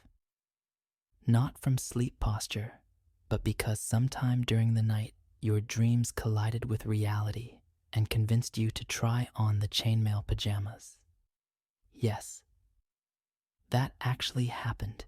You shift beneath the covers and there's a distinct clink-clink with every movement. The weight is unmistakable. Around 40 pounds of hand-linked metal wrapping your limbs in cold medieval hugs. Apparently someone in the past thought it would be a great idea to sleep ready for battle, or burglars, or bad dreams involving jousts. Chainmail was, of course, the go-to armor for a long stretch of the Middle Ages, effective for deflecting blades, decent against arrows, and universally respected for being ridiculously uncomfortable. It was never designed for napping. But that didn't stop a few eccentric knights, and maybe a particularly paranoid merchant or two from trying it. Historians still argue whether nighttime armor was a real phenomenon or just a medieval myth told by chroniclers who enjoyed a bit of satire. But several inventories from noble households list resting mail, a lightweight version of chainmail allegedly worn indoors, possibly as protection from assassins, or more likely as a way to look impressive while pacing dramatically. The problem: chainmail doesn't bend well. Every shift tugs at your skin, your hair gets caught in the rings, and if you roll over wrong, the garment folds into your ribs like a grumpy accordion. And the noise? A restless night in chainmail sounds like someone dropped a bag of forks down a staircase. But there were benefits. Sort of. Chainmail provided warmth after the metal lost its initial freezing chill. It also discouraged bedbugs. Supposedly. One French noblewoman wrote that metal slept cleaner than linen, though she failed to mention the bruises. You finally sit up and groan, every joint protesting the armor's tight embrace. It takes 20 minutes to peel it off. The chain shirt sticks to your back like clingy emotional baggage. Your fingers are sore from unlatching the tiny buckles. You drop the mail shirt beside the bed, and it lands with a heavy thunk, possibly alerting the local watchtower 3 miles away. And let's not forget the laundry problem. Chainmail can't exactly be tossed into a basin with some lavender soap. It had to be boiled, or scrubbed, or buried in sand and rolled around until vaguely less grimy. Most people just let it rust and hoped for the best. A fringe legend tells of a knight who refused to remove his chainmail for years. Allegedly, his flesh fused to the metal. Is it true? Historians doubt it. But the idea lingers like the faint tang of iron in your sheets. Back in the day, chainmail was a symbol of prestige. Wearing it to bed was less about protection and more about image. You wanted people to know you were always prepared, or maybe just deeply committed to poor life choices. You stretch again, free at last from your metallic cocoon. Your shoulders ache. Your knees click like castanets. But there's a certain pride in surviving the night, armored like a slow-moving porcupine. Outside, the sun is rising, staining the window slats with gold. You shuffle toward your next medieval miracle, a hat that thinks it's a heater. But for now, enjoy the breeze brushing your skin again. You've earned it. You're still shaking off the memory of sleeping inside a medieval xylophone when you reach for your next bold innovation, the heated brick hat. No, it's not a metaphor. At some point in medieval history, someone looked at a headache, looked at a hearth, and decided the solution was to wedge a hot brick into a hat and strap it to their skull. A miracle of discomfort and daring, this odd invention was touted by someone somewhere as a cure for chills, migraines, and winter melancholy. You balance the hat on your head. It's essentially a thick woolen bonnet, but inside is a carefully wrapped brick that was left near the fire overnight. Still warm, still heavy, and radiating heat like a grumpy sun pressed directly to your scalp. To say it's relaxing would be a lie. The brick shifts with every step. You wobble. Your neck protests. And there's a persistent concern that if you sneeze too hard, the thing might roll forward and knock you unconscious. Historians still argue whether these brick hats were truly popular or merely regional curiosities. Some sources describe them as common in northern households during cold winters, especially among the elderly who suffered from bone chill. Others think it was a medical trend recommended by doctors who believed heat could rebalance the humors. One 14th century medical tract even includes a delightful recipe for heated stone remedies, which suggests wrapping bricks in chamomile-soaked cloth for a more calming scent. Because if you're going to wear a hot rock on your head, it may as well smell nice. You stumble across the room, the brick threatening rebellion. Your vision swims slightly from the forehead sauna. And yet somehow you feel a strange sense of calm. The weight is oddly grounding, like a medieval weighted blanket for your brain. There's also the social angle. Some nobles apparently wore these heated hats at dinner parties as a sign of affluence and innovative health. Imagine clinking goblets while sweat rolls down your temples and your hat gently smolders. Your servant walks in, sees you wearing what is clearly the roof of a miniature oven, and says nothing. Respect. A fringe account from Prague even mentions a version filled with heated river stones swapped out every hour by a dedicated head boy. His entire job was to sprint back and forth between the hearth and his master's dome, delivering fresh, sizzling rocks for maximum cranial therapy. Needless to say, this job no longer exists. You remove the hat with care. Your hair is plastered to your skull. There's a slight red mark forming just above your eyebrows, and the smell a mix of scorched wool and regret. But for all its flaws, the heated brick hat did achieve one thing: it made winter mornings slightly less miserable.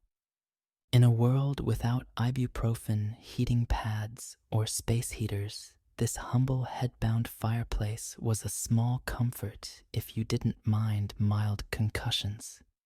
You set the hat aside, feeling oddly refreshed, or maybe just grateful that it's no longer on your head.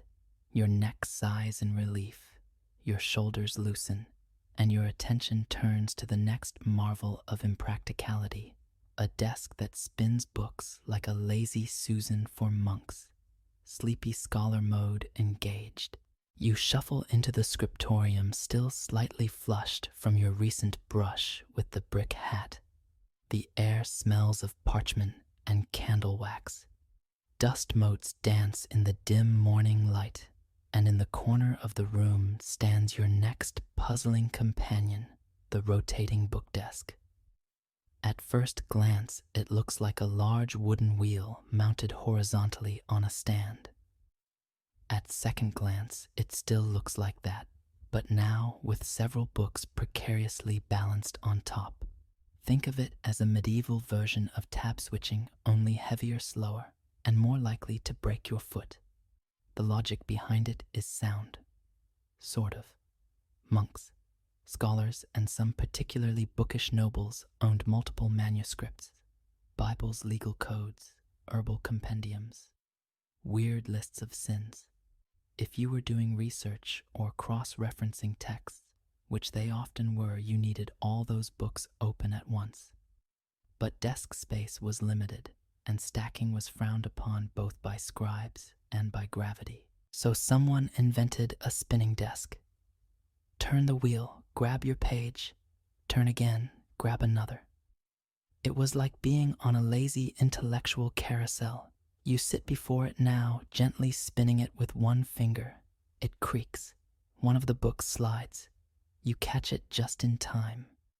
The desk wobbles ominously, but holds its ground. Historians still argue whether rotating desks were common or rare luxuries. The most famous version, designed by Agostino Ramelli in the 16th century, came long after the medieval period, but was clearly inspired by earlier, simpler devices. Some evidence suggests monks had homemade versions centuries before, with a few rough planks and a central axle. Not elegant, but functional. Sort of. The reality: they were mostly useless unless perfectly balanced. One heavy tome on one side. The whole desk tilted like a drunk bishop. Also, pages tended to slip unless weighted. Wind could ruin your whole morning. And don't even ask about ink spills. One bad spin and you're repainting the Psalms in blue. A delightful fringe note in one dusty margin, a monk once doodled himself falling backward as his desk spun out of control. Was it humor, a warning, or just the first medieval meme? We may never know. Despite the flaws, there's something oddly mesmerizing about the wheel's motion. You spin, you read, you spin again. The world narrows to words and wood and the soft swish of vellum, but you can't ignore the desk's appetite for space. It takes up most of the room, requiring a very specific kind of scholar, one who doesn't mind bruised knees, splinters, or sudden avalanches of Latin. You reach out, steady the desk, and close one of the books. The pages smell musty, ancient, like old churches and long-forgotten sermons. You realize you've been staring at the same line for 10 minutes, lulled into a gentle fog by the rhythm of the spin. And isn't that kind of the point? Useless invention? Yes, but one that encourages slow thought, quiet, introspection, and eventually sleep. You push the desk gently, letting it rotate once more. Then you rise quietly and leave the room. Time to prepare your face for the evening feast. And what better way than with rodent cosmetics? You return to your chamber, where laid out neatly beside your comb and a bowl of slightly stale rose water rests a truly unforgettable beauty regimen. Mouse fur eyelash extensions. Yes, you read that right. Before mascaras, before falsies, and long before laminated brows flooded your feed, there were women in medieval courts who, for reasons both social and scandalous, glued bits of mouse fur to their eyelids. Eyelash drama, 14th century style. You lean toward the mirror, well-polished bronze plate, and consider your options. A strip of soft-trimmed fur lies waiting, cut from the belly of a mouse and delicately curled. Supposedly, it enhances your allure, though it mostly looks like a small caterpillar with ambition. Historians still argue whether this bizarre cosmetic was ever widespread or simply a courtly oddity passed along by rumor and a few eccentric ladies. Some believe it emerged from Italy's more flamboyant courts, where fashion often involved peacock feathers, towering wigs, or the occasional pet ferret tucked in a sleeve. Others suggest it may have started as theater makeup exaggerated for visibility, but somehow leaked into high society like a runaway fashion experiment. The appeal, they said, was youth. Long lashes equaled innocence, sensuality, and other things male poets wouldn't stop writing about. One chronicler notes that a Venetian countess wore mice tufts for the enhancement of the eye's curtain. Someone give that man a thesaurus. Of course you don't have modern adhesives. You've got goose grease or fish glue. Both smell questionable and dry, either too fast or not at all. You dab some on the strip, blink a few times, and gently press it to your lid. The effect is dramatic. The fur tickles your brow. You blink awkwardly. Your peripheral vision dims like someone put velvet curtains in your eyeballs. And the fashion is not without risks. A noble in Rouen allegedly sneezed one loose during Mass, where it landed in the bishop's chalice. Mass paused. Silence fell. A servant fainted. The eyelashes were banned from that cathedral forever.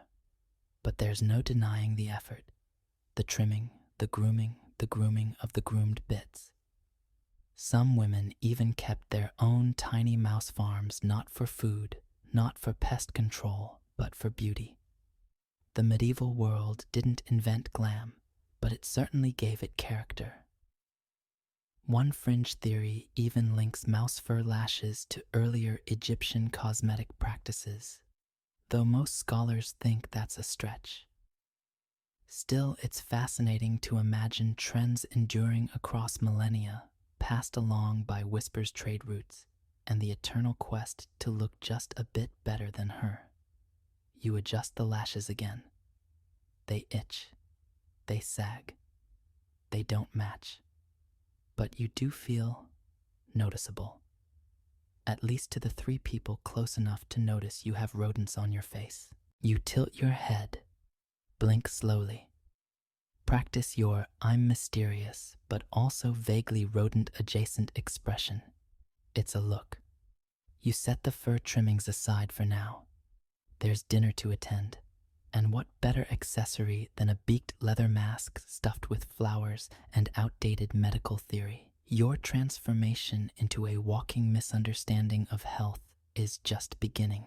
You descend the stairs, your mouse-lashed eyes blinking thoughtfully in the low light.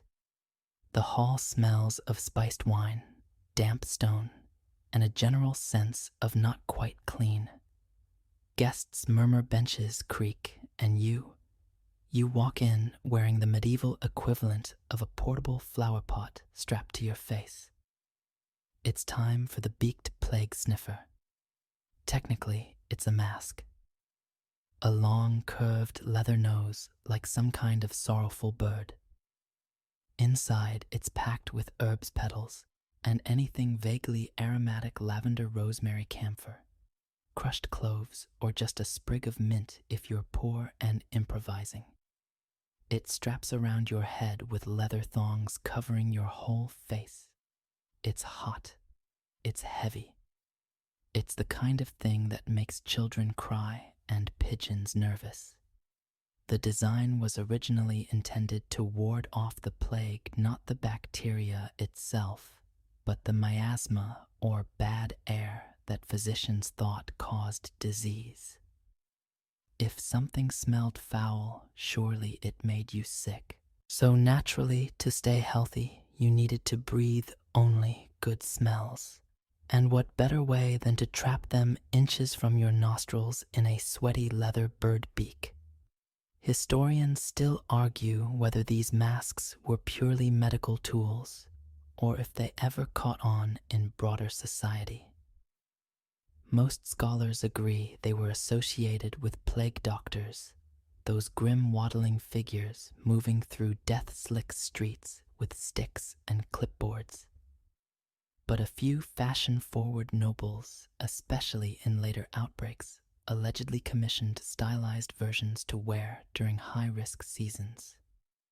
Your version, hand-stitched, slightly moldy, and filled with marigold petals that keep getting in your nose. You wander the great hall. Conversations falter slightly as you pass. You nod regally. Someone murmurs, "How avant-garde." Someone else whispers, "Is it a bird?" No one says you look healthy. It's hard to eat. The beak juts out a good 8 inches. You try to sip from a goblet and almost drown. Eventually, you just lift the whole thing off, which releases a puff of concentrated garden smell, like a botanical burp into the room. A fringe account from Lubeck tells of a merchant who wore his beaked mask so religiously during plague years that his dog stopped recognizing him. When he finally removed it, the dog bit him. This story is unverified but deeply satisfying. Still, there's something theatrical about it. The wide hat, the long coat, the mask. You don't just look prepared for plague.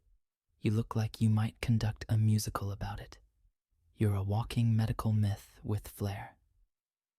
Later that evening, someone approaches you in confidence.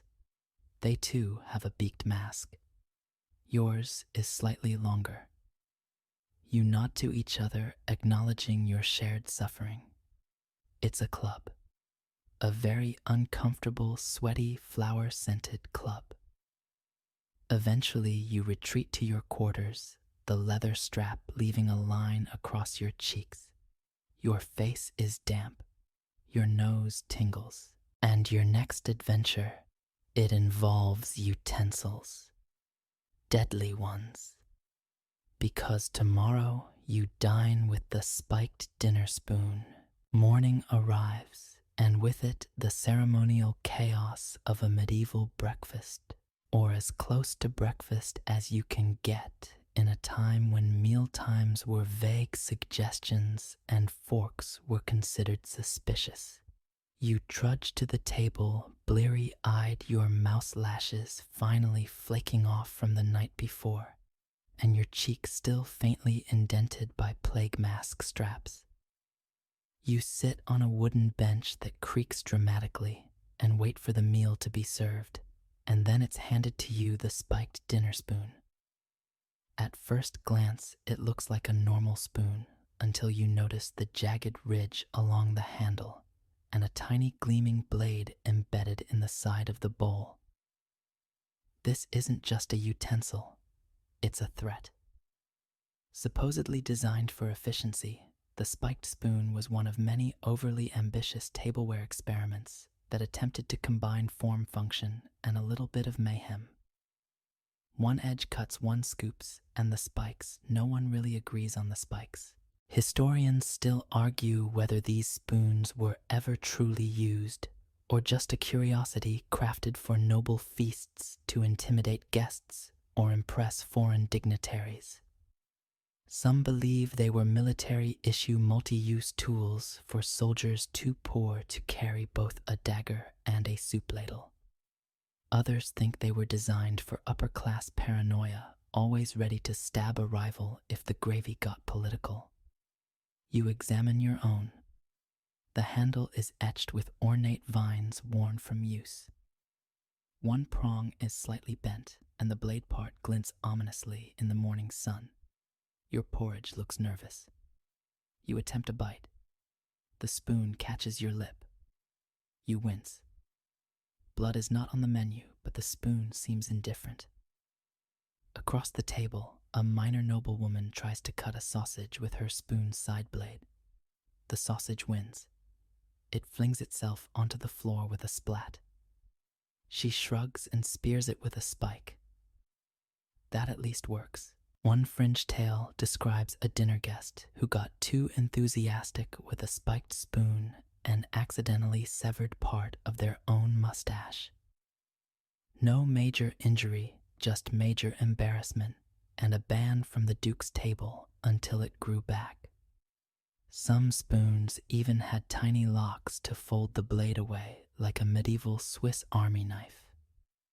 One particularly dramatic version included a toothpick that doubled as a lockpick.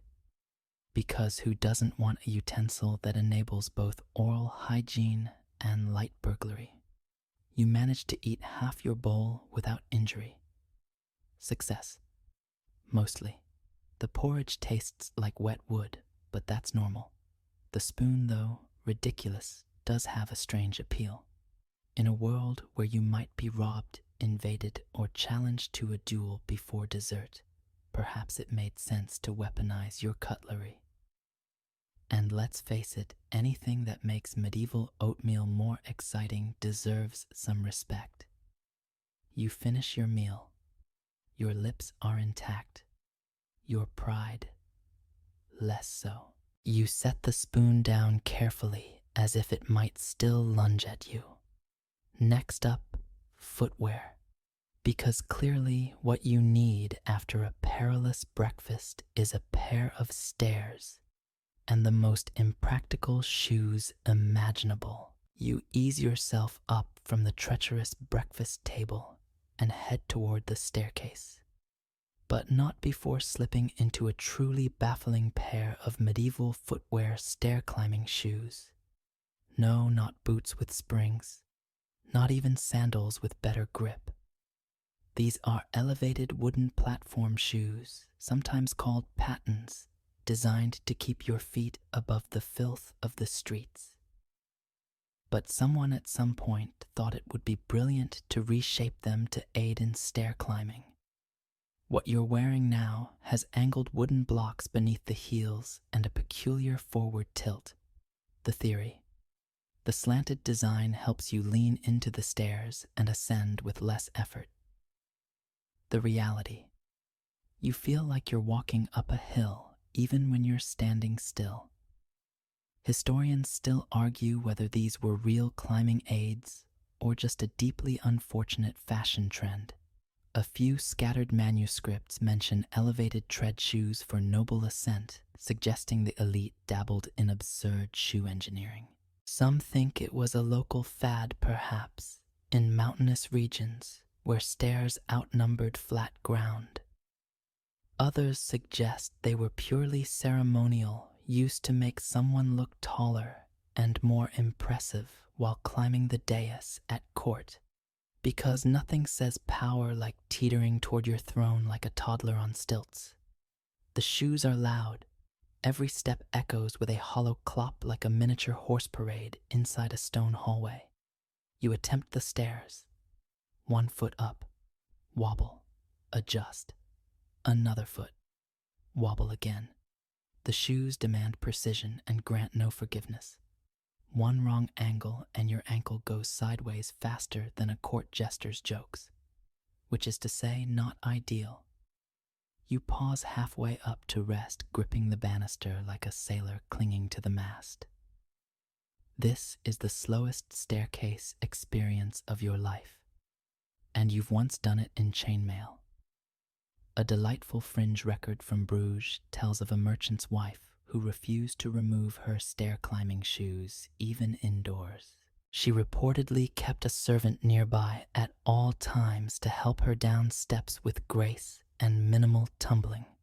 The servant later wrote a ballad called "The Lady and Her Wooden Peril." It did not chart. You finally reach the top step. Victory. Your calves burn. Your dignity limps behind. The shoes served a purpose, sort of. They kept hems clean, protected feet from mud and mystery puddles, and if you fell just right, could probably take someone down with you. But stair climbing, no. That was an optimistic rebrand of a design flaw. You shuffle across the wooden floor like a confused giraffe, each footfall announcing itself. You could be stealthy, or you could wear these shoes, but not both. You kick them off at the threshold of your chamber, promising never to wear them again. But don't worry, you're about to make a much worse decision. Because next, you're heading into town with your personal toilet in tow. You take a deep breath, adjust your cloak, and lift it slightly to secure the strap of your most ridiculous accessory, yet the portable, private toilet. That's right.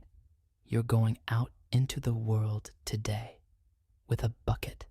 This isn't just any bucket, mind you. This is a finely crafted, lidded, discreetly decorated chamber pot, complete with a wooden seat, a modesty cloth, and a handle for dignified transport. Dignified is doing a lot of work in that sentence, known in some circles as close stools or privy boxes. These mobile thrones were mostly used by nobles who didn't want to soil themselves waiting in line or wandering through unfamiliar castles. But at the height of medieval bathroom paranoia, especially during long public ceremonies, some people actually carried theirs with them, just in case nature called mid-feast. Historians still argue whether these truly left the home regularly or were more of a travel-only solution for extended journeys. Yet a few wild accounts suggest that certain high-ranking nobles and elderly clergy took their commodes to court literally and expected attendants to manage the logistics should an emergency arise. Yours is a modest oak model lacquered for appearances with floral carvings that attempt to distract from its true purpose. The seat is padded with old wool and bonus a sachet of dried herbs to help disguise odors. It smells like lavender and wishful thinking. You step into the street. The sky is gray. The mud is thick. And with every step, your bucket sloshes faintly. Is it water disinfectant? You're not entirely sure. You only know that your gait has been forcibly slowed like someone walking with the world's least festive drum strapped to their thigh. Children point. A baker snorts into his apron. You offer a tight-lipped smile. You're not embarrassed. You're prepared. You reach the edge of the town square and take a seat on a bench, gingerly setting your portable privy down beside you like a sleeping pet. Nearby, another bucket-wielding citizen gives you a knowing nod. It's the nod of two people who've chosen utility over shame. A fringe anecdote from a Florentine ledger mentions a courtier who hosted bucket banquets in which each noble sat upon their own privy stool during the feast. The idea was to avoid interrupting conversation with awkward trips. Unsurprisingly, the practice never caught on, though one bishop reportedly praised it as the height of efficient digestion. Modern historians grimace at this. Hygiene standards were flexible. But in an age without plumbing, carrying your own clean-ish option made more sense than using the communal troughs or alleyway nooks shared by pigeons and peasants alike. You rise from the bench. Your knees crack. Your pride survives. You head home, legs a little wider apart than usual, because while the bucket may be portable, comfort is not included. As you cross the threshold, you set your trusted travel toilet down with reverence and relief. Now you're ready to freshen up with a device so lavish, so fragrant, and so utterly useless it belongs only on your head. Yes, it's time for the perfume helmet. You return to your quarters, the faint slosh of your portable toilet still echoing in your ears like the drumbeat of questionable life choices. You close the door, lean against it, and sigh. You deserve a little luxury. Enter the perfume helmet. It's exactly what it sounds like, an enclosed headpiece lined with fragrant herbs, essential oils, and occasionally a dab of honey or vinegar worn to combat the ever-present stench of medieval life. Think of it as the unfortunate cousin of today's scented candles, except you wear it on your face. You retrieve it from its shelf, a heavy domed contraption made of wood and brass, lined with soft cloth and small pouches stuffed with lavender mint rose petals and a dried orange peel someone probably thought was exotic. When you lift it over your head and lower it into place, the world changes. The air becomes cloyingly sweet. Your vision narrows to the eye slits. Your ears catch only muffled echoes. You are now breathing inside a walking bouquet. Historians still argue whether the perfume helmet was actually worn day to day or simply used during moments of extreme olfactory emergency, such as during plagues or perhaps long church services beside unwashed nobles. Some think it was part of a medicinal theory to purify the air entering the body and guard against illness. Others believe it was simply an elite eccentricity, one of those fads nobles picked up when baths were rare and pride was not. Either way, here you are. Inside it, it is a lot. At first, it's pleasant. You breathe in hints of thyme and rosemary. But soon the mix becomes overwhelming, like you've stuck your head into a spice cabinet mid-explosion. Your scalp sweats. One petal falls into your mouth. You consider sneezing, but there's no dignified way to do it in a helmet. A fringe manuscript from Aragon describes a lady who wore her perfume helmet for an entire week to preserve her purity from town air. The helmet eventually had to be removed by force when her hair fused to the lining. Whether that's literal or figurative is unclear, but the mental image lingers. Another bizarre version of the helmet was fitted with a tiny incense tray, lit of course by a miniature coal dish near the forehead. Unsurprisingly, this model didn't last long. One nobleman in Prague reportedly singed off both eyebrows before deciding the smell of people was preferable to the smell of panic. You sit by the window trying to read. You last 5 minutes before removing the helmet with a dramatic gasp. The air outside is cold and pungent, but it feels real. Your head is flushed, your temples damp, your nose stuffed with floral ghosts. Still for a moment you smelled like nobility, or at least a potpourri drawer. You set the helmet down carefully, petals fluttering to the floor. But don't rest yet, your next adventure even more absurd. Because now in the name of battlefield fashion and desperation, you're about to don a fake beard helmet. For women, you blink at the object on your bed. It blinks back, sort of. It's not alive, but it's certainly threatening. A gleaming steel helmet with an attached beard. Not just any beard, a thick, wiry, chest-length brush of woolen hair dyed a dark, authoritative black. And it's meant for you. A woman. A lady of relative standing, who for the next few hours will be a bearded lady of defense. Welcome to one of medieval history's strangest inventions, the fake beard helmet for women. You lift it carefully. The metal is surprisingly light, but the beard is commanding. It's sewn to the chin guard with iron-threaded loops and secured with pins from inside. You have no idea who came up with this, but you'd guess it was someone who read far too many war poems and decided, well, if the men are running off to battle, why shouldn't the women get to look terrifying too? Historians still argue whether these helmets were truly worn in any organized way, or if they were symbolic costume pieces for pageants, parades, or the occasional militia masquerade. But several contemporary woodcuts, often dismissed as satire, depict women in armor complete with masculine beards, marching with farm tools and buckets. Were they mocking, celebrating, preparing for a siege? It's unclear. What's clear is this: someone wore it. Someone thought this was a good idea. And now, so do you. You strap the helmet on. The beard itches immediately. It swings with your steps like a pendulum of misplaced authority.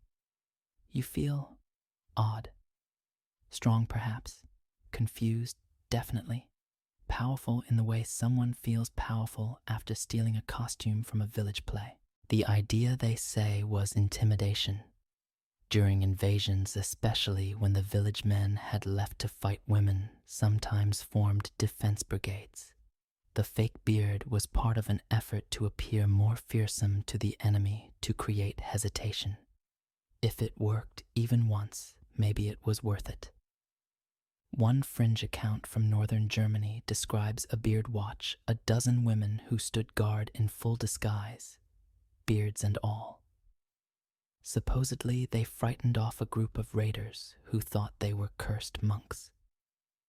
Another tale tells of a woman who wore her helmet to bed every night to feel protected from both man and spirit. Her neighbors found it charming. Her husband did not. You glance at yourself in the polished brass mirror.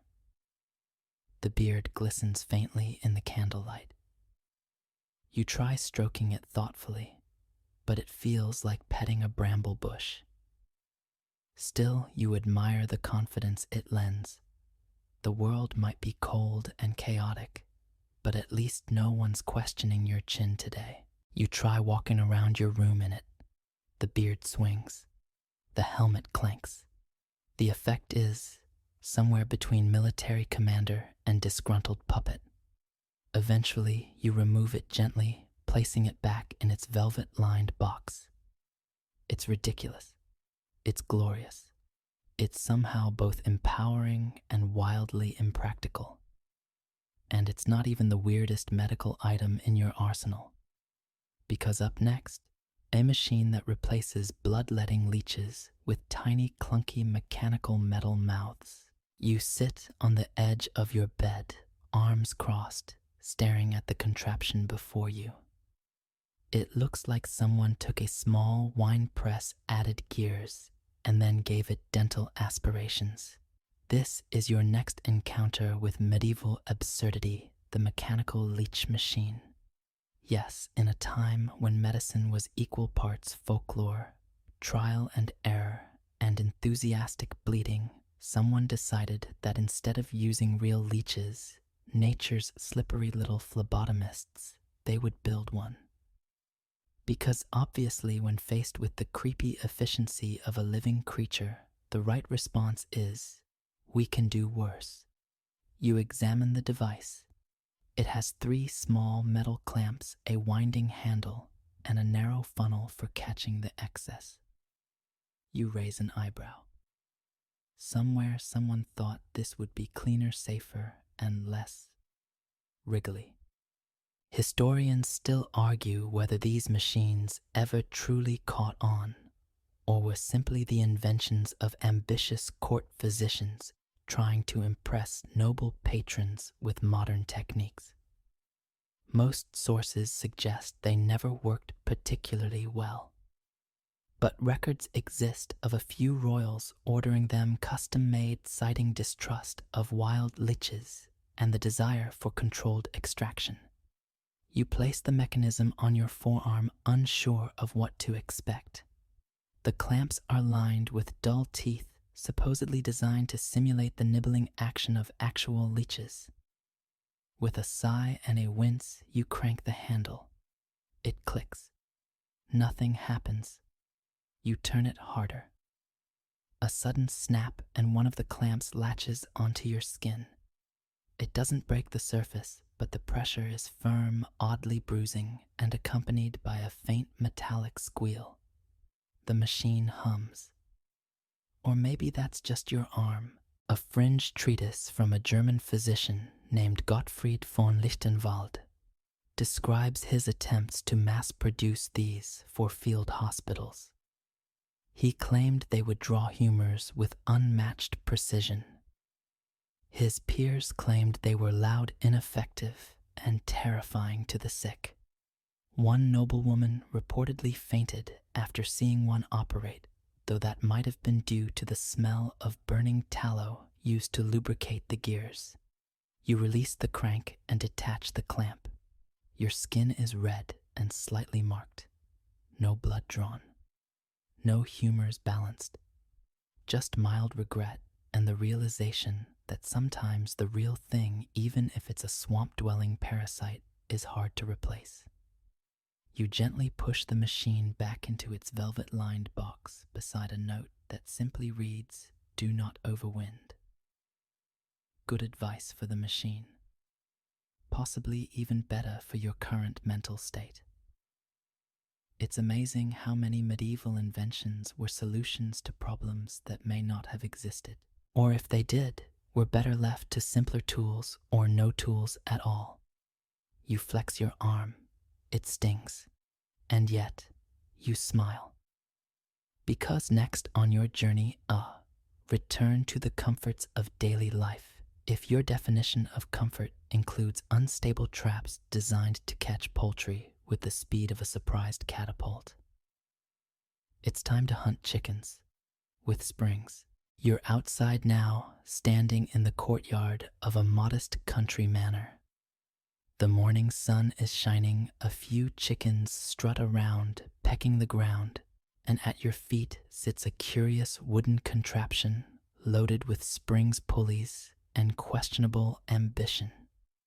It's time for the spring-loaded chicken trap. Why, you ask, would anyone invent a medieval mousetrap for chickens? Because chasing them on foot is exhausting. Because netting them by hand is embarrassing. Because someone at some point thought, what if we made poultry catching mechanical?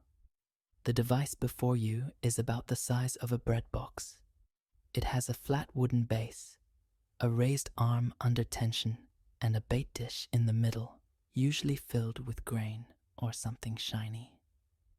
The moment a chicken steps on the trigger, the mechanism snaps shut a net or drops a box, or on one over-engineered model catapults the bird gently into a padded sack. You load it with a few kernels of barley and stand back. One brave hen approaches clucking with the determination of someone who's never been betrayed. She pecks, she steps. Thwack. The trap springs shut. A puff of feathers. The hen explodes out of the trap at high speed, unharmed but now deeply suspicious of grain forever. You stare at the mechanism. It's resettable, which is a point in its favor. It's also wildly unpredictable. In one trial, the trap failed to spring at all. In another, it launched itself backward and startled the gardener. Historians still argue whether these traps were genuine tools or merely rural folklore, a cobbled-together joke turned tradition. A few farming manuscripts mention auto-cooping devices used by monks to reduce labor, while others suggest they were the medieval equivalent of home entertainment. Sit back and watch the chicken chaos unfold. A fringe report from 15th century Bohemia describes a noble who became obsessed with improving the design. He built increasingly elaborate versions, one with a spring, one with a wind-up gear, one with bells. By the end of his life, he had caught only 3 chickens and nearly lost a thumb. You glance at your own trap. It still vibrates faintly from the spring's tension. You gently nudge it with your toe.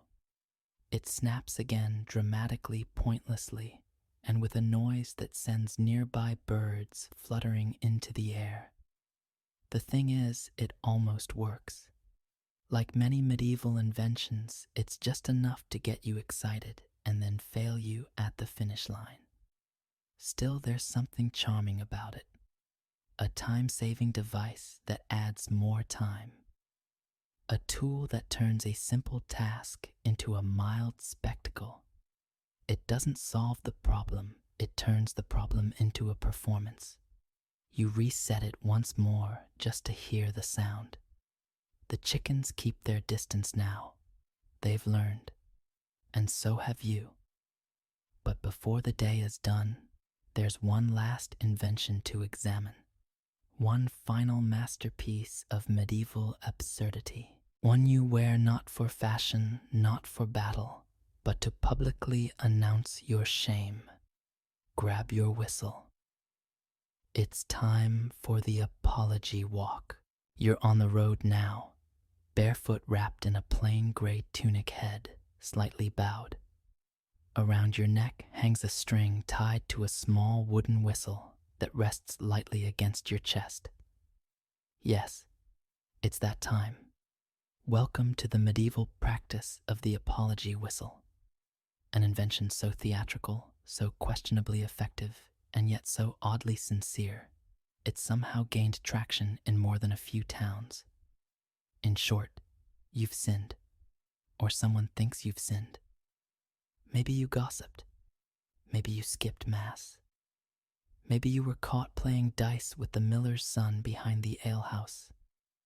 Whatever the offense, your penance now involves a walk of public contrition, whistling every few paces to announce your shame like a very remorseful tea kettle. You raise the whistle to your lips and blow. Weep. A flock of geese looks up in judgment. The whistle isn't even tuned properly.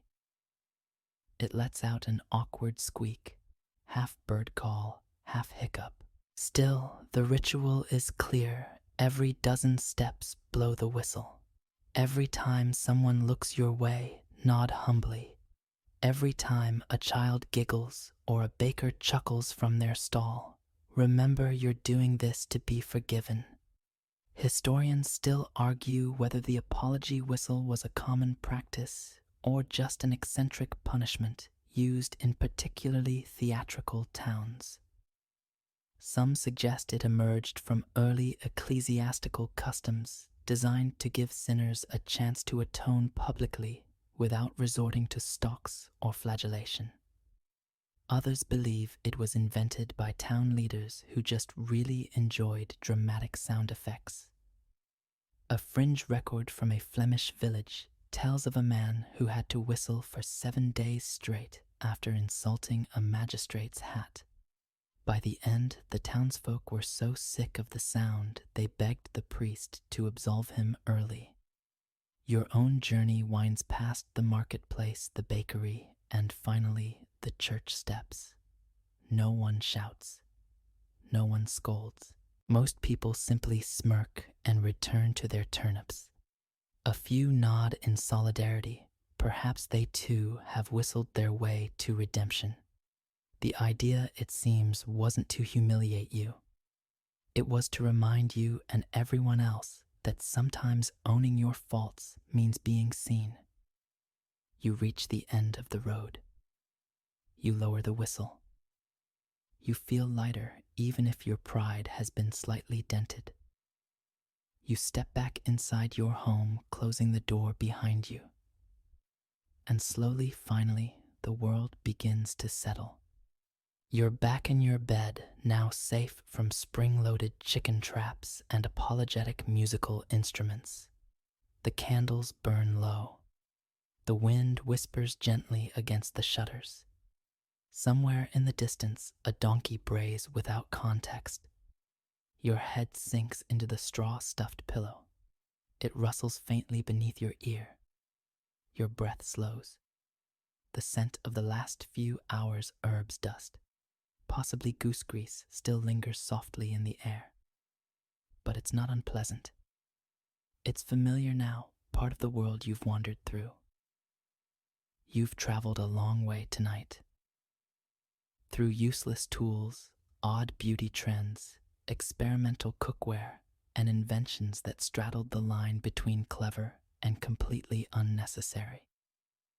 And yet every single one of them was a piece of a bigger puzzle.